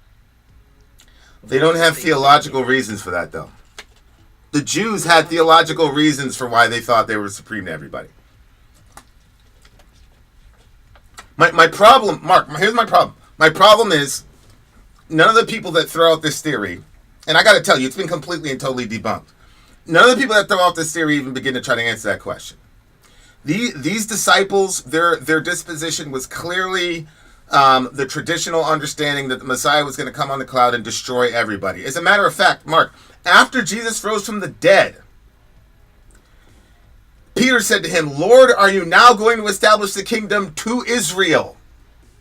Jesus says, "When that's going to happen is none of your business, but you will be my witnesses in Judea, Samaria, and the ends of the earth." Do you know those boys stayed in Judea? Jesus told them, go to the end of the earth. They stayed in Judea. Somebody had to get killed for them to do it. They had no interest whatsoever. I don't know if you know this, but even after Peter baptized those Gentiles, a couple years passed by, and there was a feast with all the church. Do you know that Peter would not sit by the Gentiles even after all that time? And then Paul had to call him out to his face. These people did not like Gentiles. It's just strange to me that hurdle doesn't get addressed. These are Jewish people who are racist. They're Jewish supremacists. Their model was Judas Maccabeus, which, by the way, is why Jesus had 2 Judases in his crew. There's a reason that Judas was such a popular name in Second Temple Judaism. It was because every Jewish mother wanted their son to be the next Maccabeus and kill the Romans and deliver Israel from their enemies. So can you answer me one thing then? Okay. Why is it that within Christian holidays they just so happen to coincide the same time as the old ways, Sabbats and Esbats, when even you and I can agree that Jesus was not born on days like Christmas and the belief of things like Leprechalia and Saturnalia and Samhain?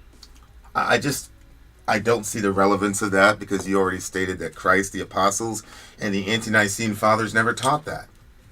So, I mean, it's a tradition. It's a tradition, right? It's a tradition. Some Christians celebrate. Like, can I show you a passage? Can you still see my stuff on the screen? I only see you right now. Okay. I'm gonna put it on this. I'm gonna put it on the screen. Okay, and then I probably should have done this earlier. But the Bible is conscious of all these controversies, because you've got Jews and Gentiles hanging out together for the first time. Obviously, shit can get a little tricky. Here you go.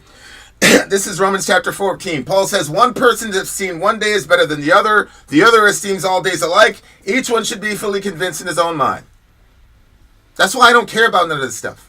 If you want to celebrate Christmas, you want to say one day is better than the other, that's fine. You can be convinced in your own mind. That's not destroying Christianity. Go for it. Me personally, I'm not a big Christmas person, bro. I'm not a big Christmas person. I don't really like the holiday, and it's. But you and Soraya were talking about celebrating Halloween, were you not? Oh, we love Halloween, but that's because of the Christian principle. Because here's the thing: in Christmas, it's a celebration of materialism. Halloween, and this is something like a Northeastern thing. You got a lot of these people up in Maine, and it's cold, And so you're in the house 10 months out of the year. And when you're when you're old, that's the only time these people get interaction from kids. And so the first time we did it, we were like, holy shit. And we were looking, and we, we saw a lady gave the kids a candy and then went back and sat in her, chair by herself in that big house. And I was like, this is more of Jesus' spirit than in Christmas. In Christmas, we're out there trying to crush each other. People dying over Tickle Me Elmo. I don't know if you remember that back in the day.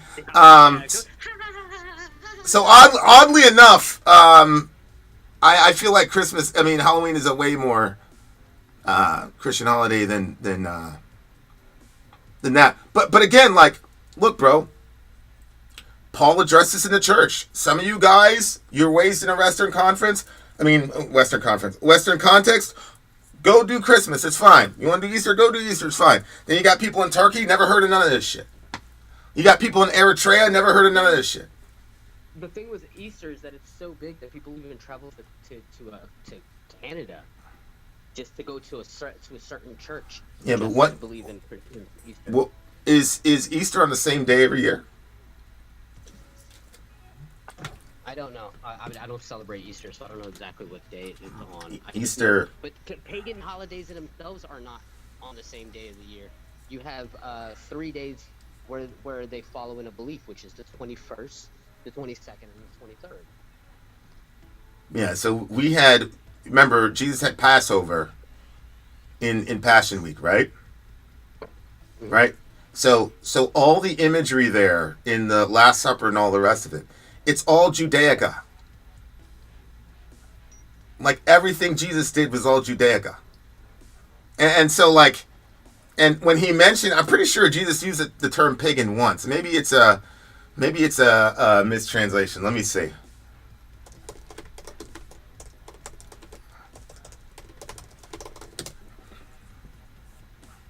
Yeah, Matthew 6:32. Let me look it up real quick.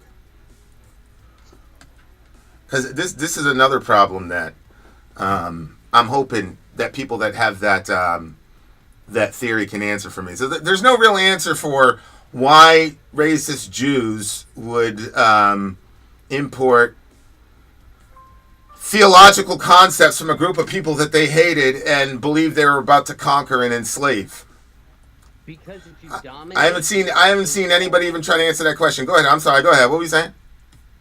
Because if you dominate, you want to take all ideas, and if there's certain ideas you can't remove from people you're trying to dominate, then you want to go ahead and take over, but change and put into the ideas of your belief so that they start believing as you. There's so many people that weren't identifying as Christians that now identify as Christians because their belief structure coincides and follows in with Christianity now, when it didn't before. Okay, but that's not the question I asked you, right? The question I asked you was, it's clear in the New Testament that the disciples had no interest in expanding the church with Gentiles. It wasn't until the Apostle Paul came on that there was a focus on the Gentiles in the church. That's why even after Jesus rose from the dead and he told them, go to the Gentiles, they wouldn't do it. They were hanging out in the temple. And if Stephen wouldn't have got stoned, they'd be right there to this day.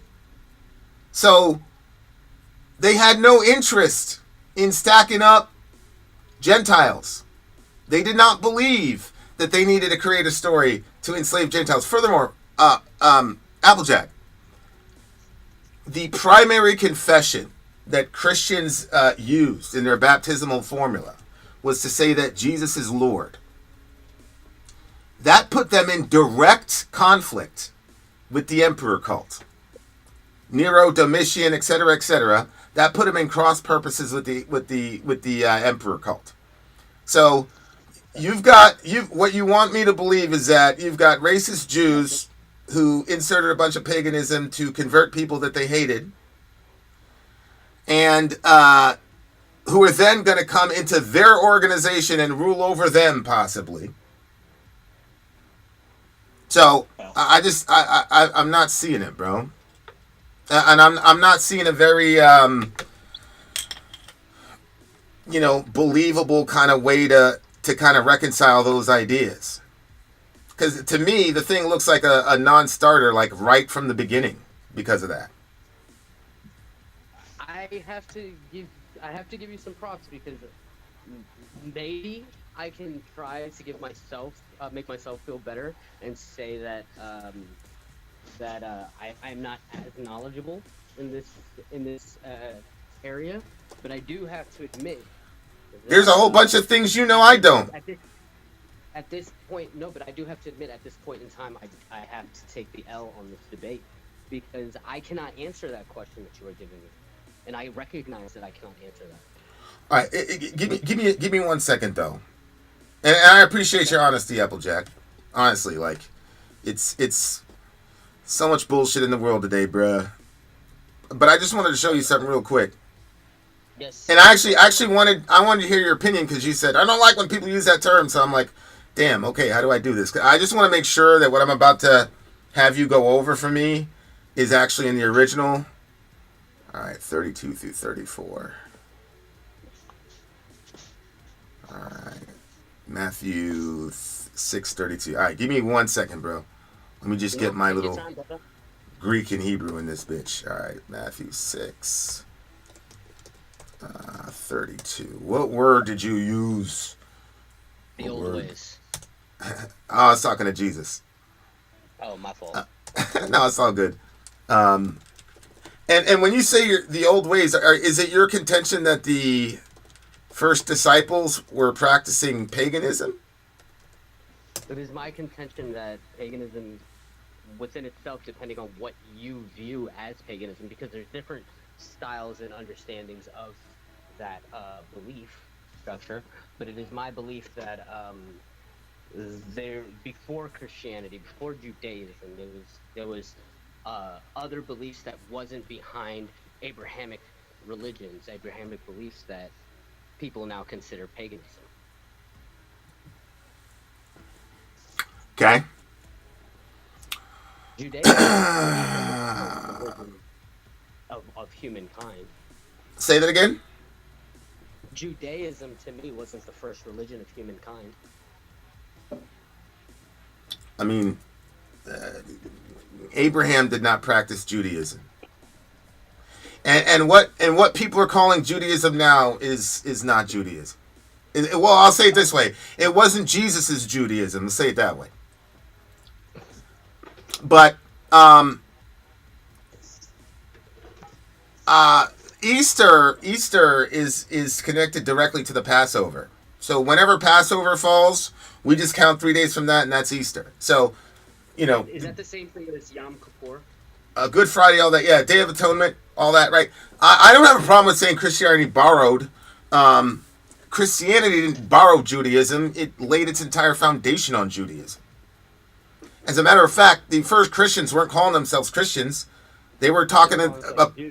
Right, they were Jews who had found the Messiah. And that's why they still went to the temple. Because that's all they knew. See what I'm saying? All they wanted was their people. And you see it later on in Revelation, even in Romans. Even though Paul is a Gentile, even though Paul is the apostle to the Gentiles, he said, I have unceasing anguish for my people, the Jews, my kinsmen according to the flesh. So Paul is saying, my own people, they're not getting the message, and it sucks. And one of the reasons that Judaism had a hard time with the Christian message was because they were letting in too many non-Jews. Okay? So, because Judaism in itself was more closed off. That's why it hasn't spread as wildfire like Christianity has. Correct. There's no Great Commission in the Torah that says go preach to everybody, blah blah blah. They had a different mission than the people of God here. Here's what I'll say about culture, right? Like, how far do you want to take that? So, for example, the term God, right, is a Germanic word that's rooted in Got, G-O-T, and that was a pagan name for the Germanics to refer to their god, and then it became basically a cognate to English, and so now we use the term God, right? And so, like, would it be rational to say people who wrote the King James Bible were influenced by pagans because they refer to Elohim as God.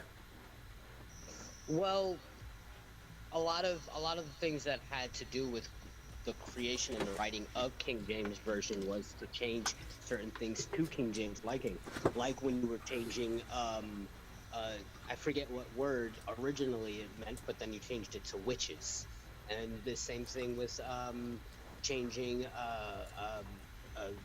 the name of Samael to Lucifer, which also kind of backs my claim where they tried to take over, because Lucifer in itself was just a minor Roman pagan god. But because Which pagan god was Lucifer? Lucifer was actually Venus, because in Crete, the morning star, the rising star, was actually the planet Venus, but they couldn't understand that. So the way that they named him was Lucifer, and then he had his Light brother bearer. Vesper, and they were both sons of Eos, which is EOS. That was a major god. But they I forget, is that Aurora? I think that was her name in the Greeks, her counterpart. But yeah, you had Vesper, who is the waning star, the falling star, and then you had Lucifer, who was the rising star, which is why people call it the morning star. And now people incorrectly say that as if that's Lucifer's last name, when really that's what he was being. That was his being. Yeah, I'm with you. I don't see how that fits into your concept, though. It's to me, actually, in reality, now that I'm thinking about it, actually doesn't fit into my concept, because that only came about during the translation of King James. Yeah, which is fairly recent compared to if you look at a 2,000 year. 1540 or something like that. Yeah, I mean, well, you had the 1611 is the kind of famous one. It's kind of tongue in cheek. It'd take me too long to explain why 1611 was so important. But I mean, yeah, I mean, look, Gentiles had an extremely difficult time in the first century. Hold on 1 second. Sure. 1 second. Sure. Christian, say hi. Say hi. Hey! Your beautiful self. What's going on? What you watching? Yeah, he's watching these weird things on YouTube. I have no idea what they are. Yeah, my kids are like that now. The crazy stuff. He watches Skibbity Toilet. He watches the weirdest things in the world. He gonna be smart though. Watch. Oh, he's autistic, but he already points out and talks very well. I'm very, very. He's about to be a first grader, and I'm very, very proud of his process, of his progress. That's awesome. Well, that's because of your process. Trust me, I've seen kids in less situations do a lot worse. But you know, when you got mom and dad at home, bro, like they got such an advantage, such an advantage. Married under the Christian rules. We had a priest come and give us the blessing. We didn't have a ceremony yet. But a priest came. He married us. He gave us the proper rituals, and then we decided we were going to have the ceremony, which is why we didn't spread it out to too many people. Yeah. Obviously, we told you. Yeah. But yeah. So we still want to have a ceremony. We're actually trying to work on going to Florida to have the ceremony there. That's the plan. I want to get like a nice venue where we can have a pretty good wedding in Florida. We're in Florida. Hit me later. Yeah. We just we moved to Florida, right? Yeah, that was one of the big pluses of trying to have it in Florida. Yeah, especially in about 2 hours, I'm gonna make a giant announcement to everybody. This custody shit is a bitch, bro. Yeah, look, here's what I will say though, right? I'm going to give you a text that I think can get you closer to your theory, and then I'm going to talk about how I deal with it. Okay. So there is a passage in Corinthians. Now remember, Paul is the apostle to the Gentiles. There's a passage in Corinthians where Paul is stating the kind of ministry that he had. Oh, look at Hunter. Wait, Vin and Sori live in Florida now? He's far behind. This move happened a while ago. Yeah, we kept it gully. We kept it gully. Are you following Trump? Nah, Alan, I'm trying to get away. I was like, where the heck is Vin and Sori? Why haven't you gone live? And then you were like, we have a big announcement. We moved to Florida. I'm like, get out of here. Shit is real, bruh. Shit is real. Okay, so Paul, remember, is initially the apostle of Gentiles, right? So then he says, listen, to the Greeks, I became like the Greeks. To the Jews, I became like the Jews. To those under the law, I became as one under law. And those not under a law, I appear as those, though I'm not free from the law, but I'm under the law of Christ. And so Paul says, we're going to be all things to all people. So another one that you can use is Paul actually quotes a pagan. He quotes an Epicurean scholar relative to Zeus. It's this one, and it's Acts chapter 17. The group that he's talking to is at the Areopagus. They are basically Greek intellectuals. So when you get to Acts 17, they were talking about Stoicism, all that jazz. So then Paul gets up there and says, you guys are very religious people. He uses the word daimonos, which is the word that Watain just used in the previous song. Yeah, yep. Right? And so, like, you know, it's all there. You know, like, there's a correlation between the Apostle Paul and Watain. Who would have thought? But anyway, he goes up and preaches. He's like, you guys are very religious, blah, blah, blah. And then he goes, but what's the deal with these idols? Because even one of your own poets says, in him we live and move and have our being. Okay, that quote, in him we live and move and have our being, that is directly a quote from Epicurus. And when it says in him, it's not talking about Yahweh. It's talking about Zeus. Okay? So Paul is sitting there talking to these pagans. He doesn't quote the Old Testament to them because they don't know. To your point, they're not really pagans. They were Stoic philosophers. You got to keep correcting me on that. I know you're being nice, but don't let me misreligion you. But but Paul was able to quote free verse a Stoic poet, and in reference to Zeus, it said, in him we live and move and have our being. Paul then went to say, so if that's true, then it makes no sense that you're worshiping these idols, because if your God is so big that we're living in him, how the hell can he fit into your little idol? That was the argument. And so you can look at that as Christians are always trying to co-opt these people's things and absorb them into the Borg. That's one way to look at it. Another way to look at it is to say, I'm going to meet people where they're at. This is one of the things where I think Islam kind of goes off the ball. In Islam, when you get really, really serious about your religion, you start dressing like a 7th century Arab in Saudi Arabia. Yeah. And then you start speaking Latin. Right? So it hierarchizes a certain kind of culture. Christianity doesn't do that. There is a rule book, probably from about 1 Corinthians 1 Corinthians 11 all the way through 13 as to how we should conduct ourselves in the church. Okay?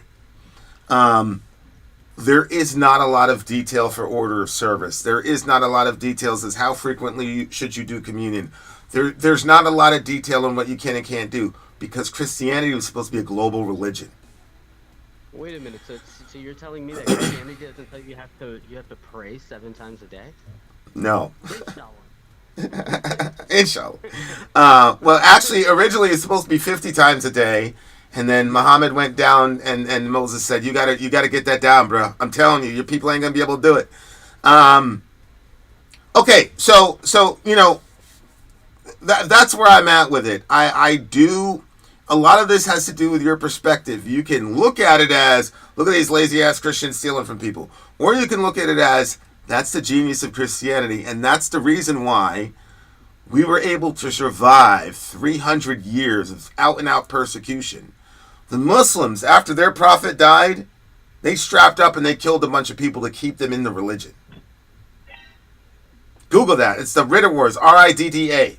Right after Muhammad died. Well aware of this history.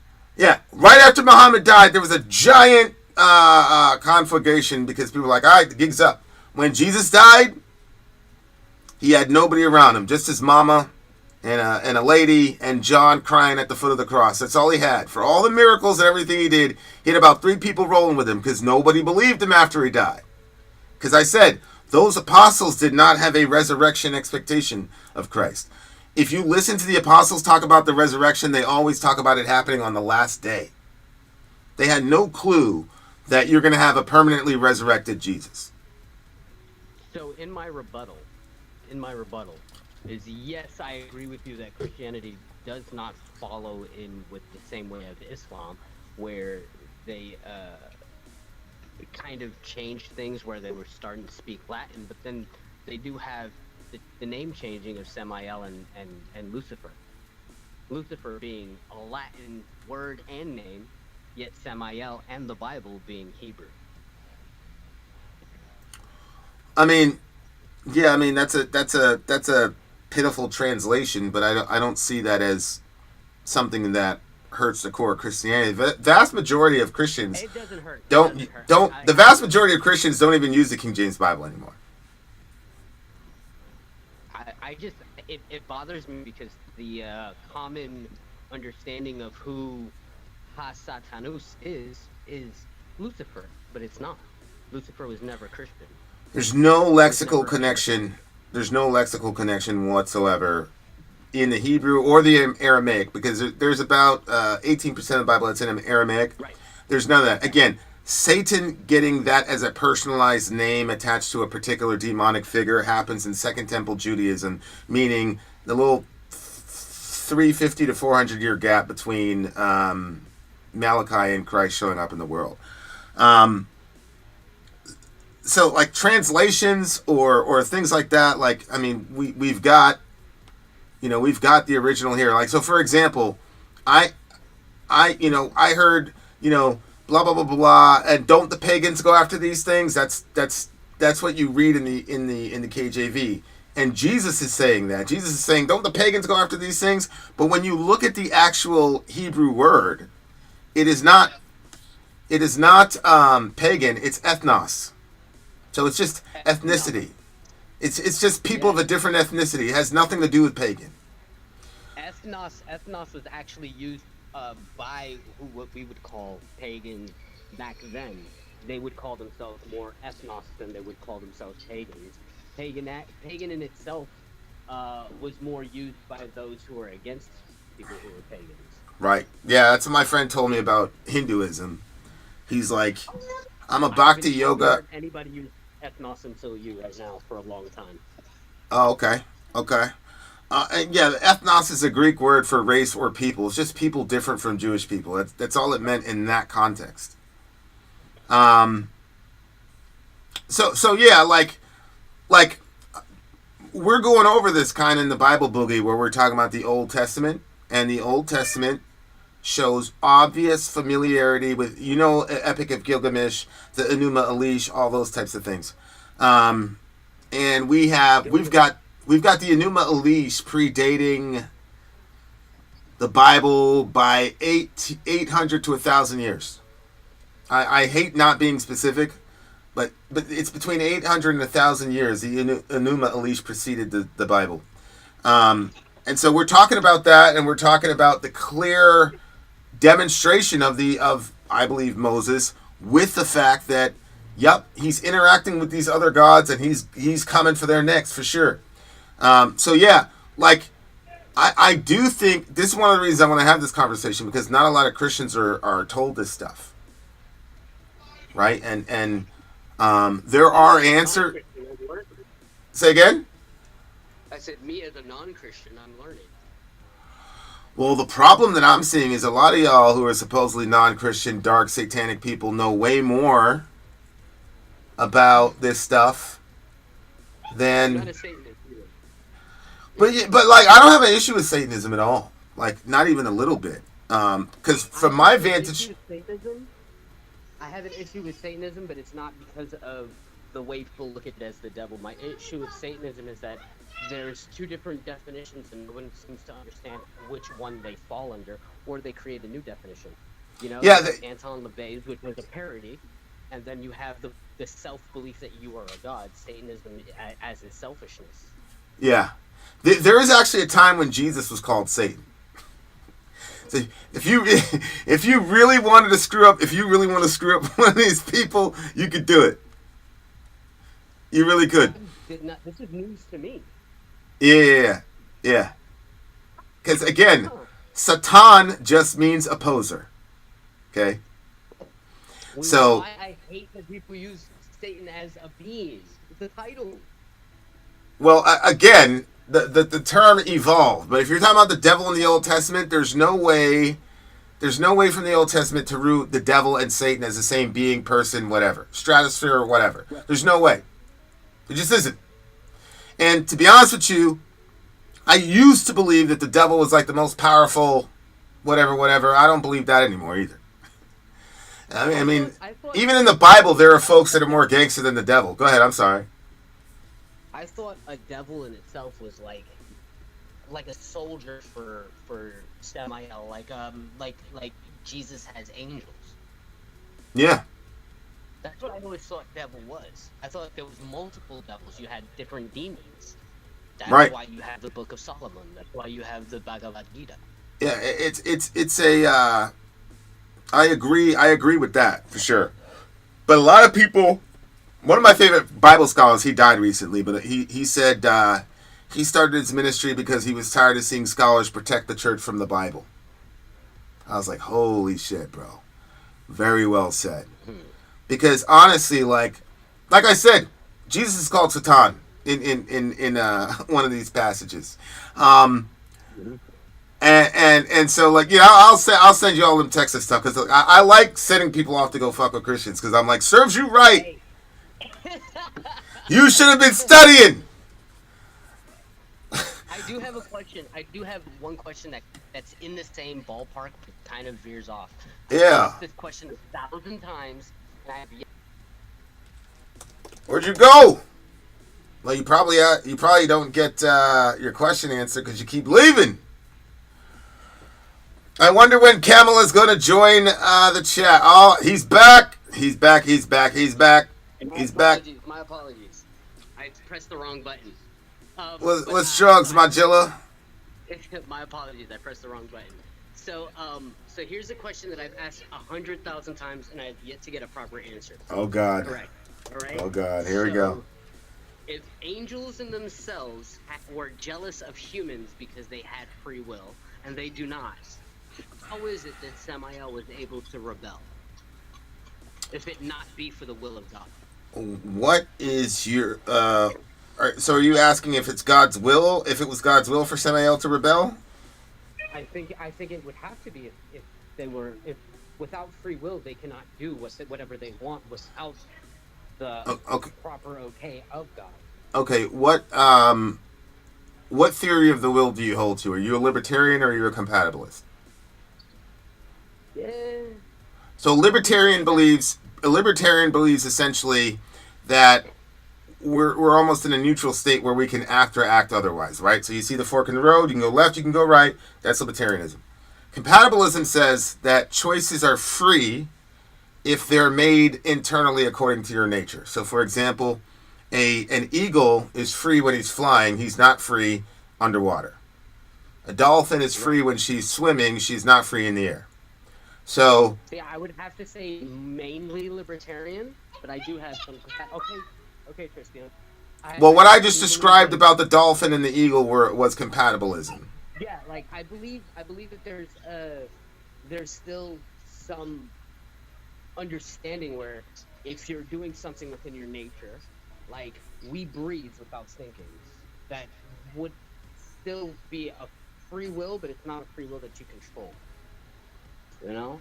Well, you can't control your heartbeat. I still believe that free will is you do as you want, how you want, because you're not beholden to the permissions of something else. But what is generative of your likes and desires?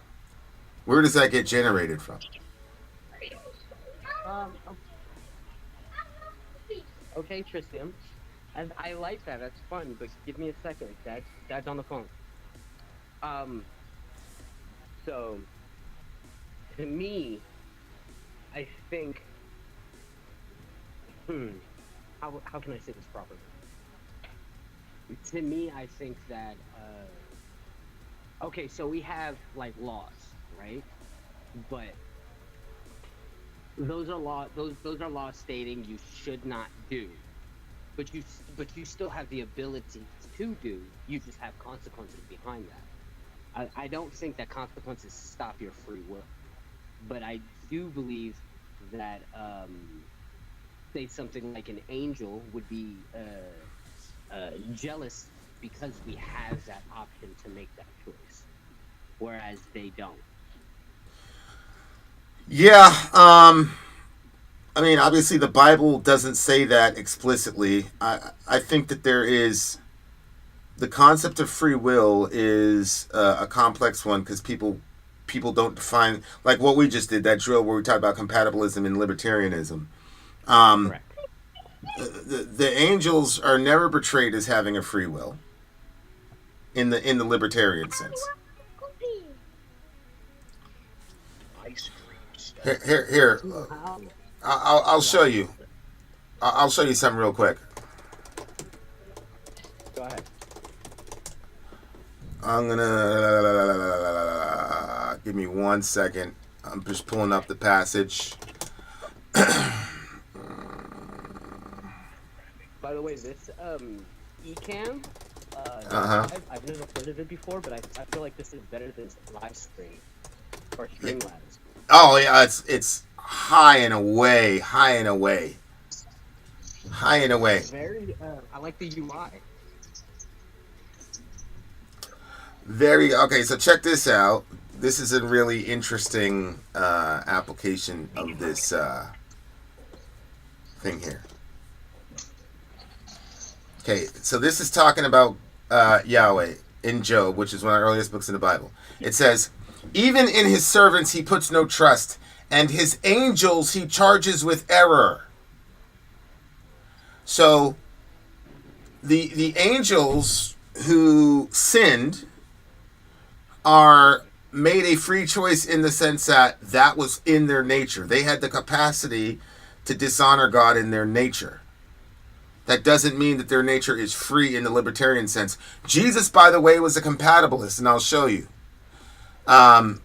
Remember, compatibilists believe that we make choices according to our nature. A libertarian believes that we make choices from basically a 0 point where you can go this way or that way. Okay? That makes sense?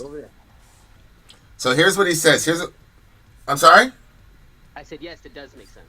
I'm going to prove that Jesus was a libertarian in his theology of the will. And it's right here. He says, beware of false prophets who come to you in sheep's clothing, but inwardly they are ravenous wolves. How will we know who they are, Jesus? You will recognize them by their fruits. Are grapes gathered from thorn bushes or figs from thistles? So every healthy tree bears good fruit. But the diseased tree bears bad fruit. A healthy tree cannot bear bad fruit, nor can a diseased tree bear good fruit. Every tree that does not bear good fruit is cut down and thrown into the fire. Thus you will recognize them by their fruits. So here what he's saying is, if the tree is good, the fruit will be good. If the tree is bad, the fruit will be bad. That means Jesus had a compatibilist understanding of the will. He's saying something has to be done to the tree to get good fruit from it. Go ahead. So, what about humankind in itself? You can have children, but that doesn't necessarily mean that they're going to follow in your footsteps. There's going to be children that do not believe as you believe. There's going to be children that are good, where the parents are bad, and vice versa. Well, yeah, I mean, obviously, as a parent, that's a truth, and I just sent my first one into the world. Very, very wise kid. Beautiful business. Incredible. I'm mad that I can't find Voodoo Bear on Amazon.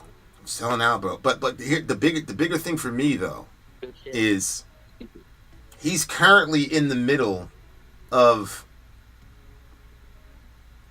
he's in the middle of that shit. All the Trump stuff, he's in all that shit. You know, Yeah, we you were talk. telling me before. Yeah, we talk every day. He's out there grinding with his crew. He's showing out. He's doing great. But yeah, man, we had a lot of crazy conversations, me and him, and a lot of. I mean, we're men. You know, like. You know what I'm saying? Like, I had to tell a story like, you just got to, you got to look away.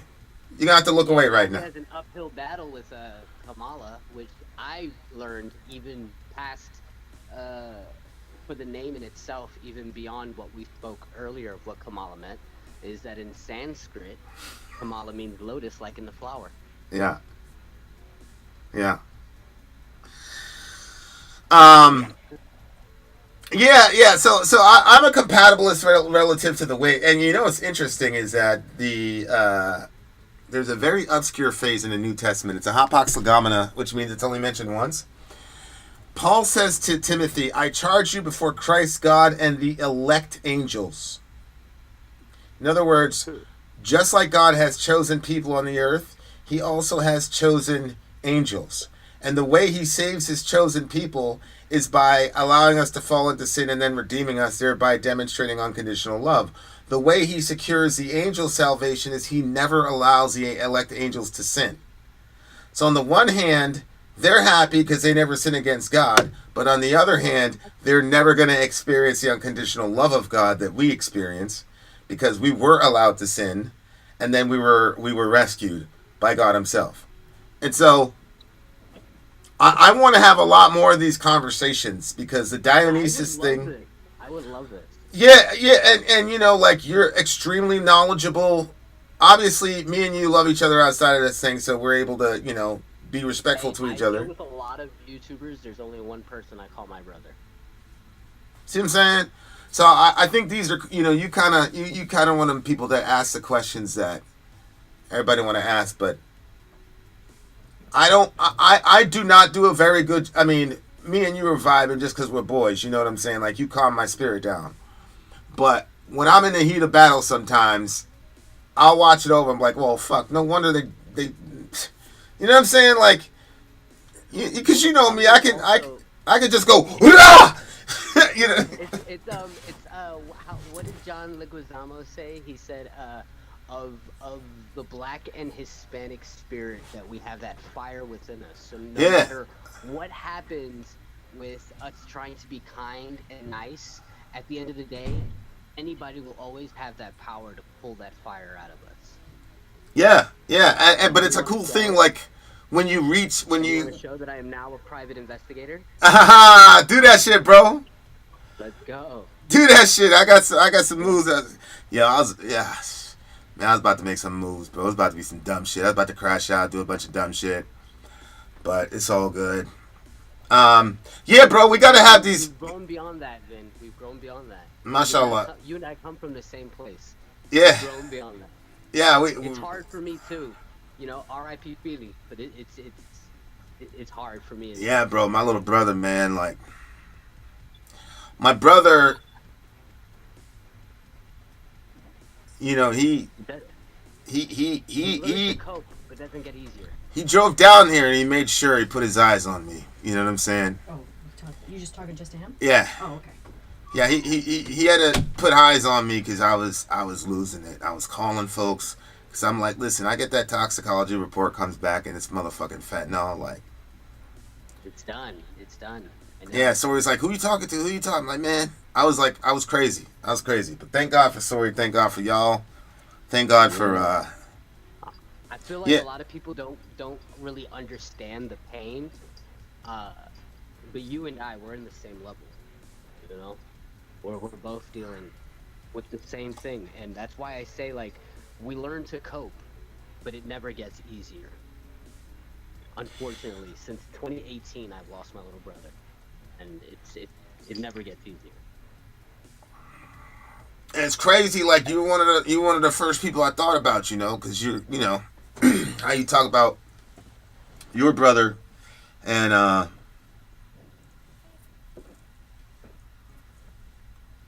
yeah, man, like, it's crazy because we didn't really hang out with our extended family a lot growing up. You know, my mom was kind of a outsider in her family, and because of the way that her and my stepdad's relationship was, you know, we moved around a lot, so we didn't have a lot of stability, you know. And there were times we all end up in homeless shelters, you know, some like sleeping on top of each other, all type of shit.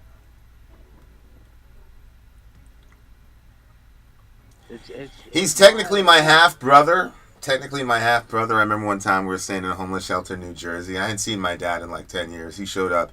He's like, I can't have none of my kids living in no homeless shelter. What the fuck?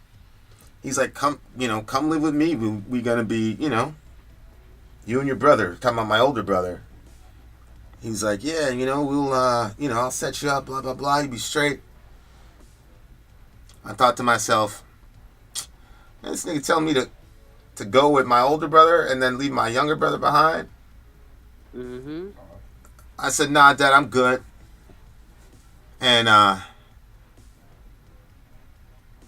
my mom showed up and picked me up, and I cried like the entire time because I hadn't seen my dad in like 10 years at that point, and he was coming through on the white horse trying to rescue me. You know what I'm saying? And then he hears like his son say, I'd rather be in a homeless shelter than with you. But that wasn't really it. The thing was, I couldn't leave my brother. I couldn't leave my little brother behind in that situation, you know? Even though we used to beef a lot, you know what I'm saying? That's me and my little brother. And technically, he's also my half-brother. Like, my dad's Cameroonian, my mom's Dominican. Well, my brother's dad is Puerto Rican. But we have the same mother. Yeah, bro. Like... And you Puerto Ricans, you're just like us Jamaicans, man. Y'all, you hot-blooded, all type of shit. See what I'm saying? Like, yeah, dude. Like that whole situation was just so crazy. Like I lost my mind. Like, Sori was up all like types of crazy, hitting my brother up. I was like, man. Yeah, man. I was calling folks, all type of shit. I was hitting my brother like, yo, where the results at? Where the results at? He was like being real cautious, you know, because. I mean, that's what, you know, he does it for a living, is catching this shit, you know? But, yeah. But I'm telling you. It's hard, man. It's hard. It would have been over with. It would have been over with. My son was born April 13th, 2018. And he's autistic. He was born with complications, so we had to stay in the hospital for a week. He's April 13th? Yeah, he's April 13th. My brother was murdered 2 days later, April 15th. I didn't even know. Like, people were calling me, and I wasn't answering because I'm like, I'm here with the birth of my son. It wasn't until I got out of the hospital that it was like, you know? And the thing is, when he was first born, I got pictures of my brother holding my son. You know? And then, like, 2 days later, he's gone, and I have no idea. I don't find out till like a week later when we leave the hospital. Yeah, man. Shit's crazy. New York, you know how them wars go. I could have either stayed there and continued on my life and done the same things that I've always done and probably end up dead or in jail for the rest of my life. Or yo, that's what was the date for your kid's birthday? Was April 13th, 2018. Yeah. 6 years old, and then Pilly died. What, 2 days after that? Yep, September 15th. April 15th. You know what's crazy? My brother died April 14th. Whoa, 13, 14, 15. That's crazy. Yeah, 13, 14, 15. I'm gonna show y'all my brother.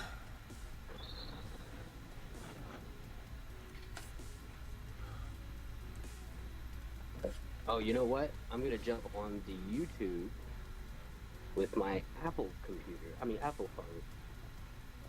And then I can see everything. That's my bro. Hold on, don't take them off yet, because I can't see him on this, but I can see him on the Apple. Once it logs on. Okay, here we go. Sori. Oh, there he is. Here go his kids. Wow. Right there, bro. Wow. My little baby brother. I can't hear us on YouTube and then us on here. Wow.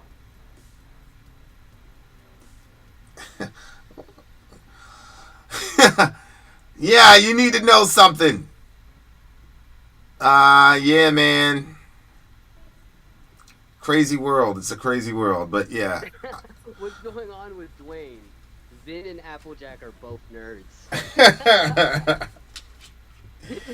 Yeah, he was. Jamie was the pretty boy, man. Yeah, I see it.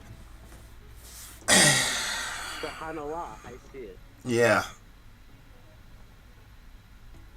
Wow. I can't believe it. You know how many people come to me and be like, yo, bro, you saved my life, bro. I was going to do this, blah, blah, blah. I heard that shit so many times. Couldn't get it from my brother, though. Fuck. All right, man. I appreciate the convo. Of course, brother. Let's go. Let's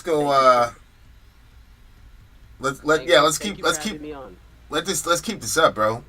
You know, we started at like 6 o'clock. Huh? Even if it's just a stream, give an interview and let people know about the craziness of my life. I'm more than willing. I've gotten interviewed by a couple of other YouTube channels. I think I've sent you to one of them.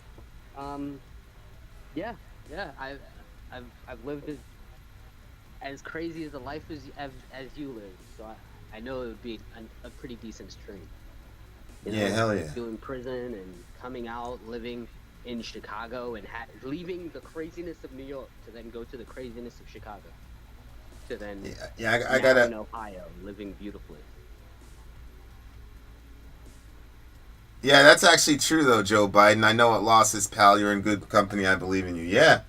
Shout out to Joe Biden, man. Like losing Bo must have been crazy. That's one of the things I was thinking about with my brother. I'm like, imagine losing a son, man. Shit. Yeah, like the three of us, bro. Me, you, and Kai. We all lost our little brothers, man. Yeah, man. It's crazy how it's always the little one, the youngest one, the younger one.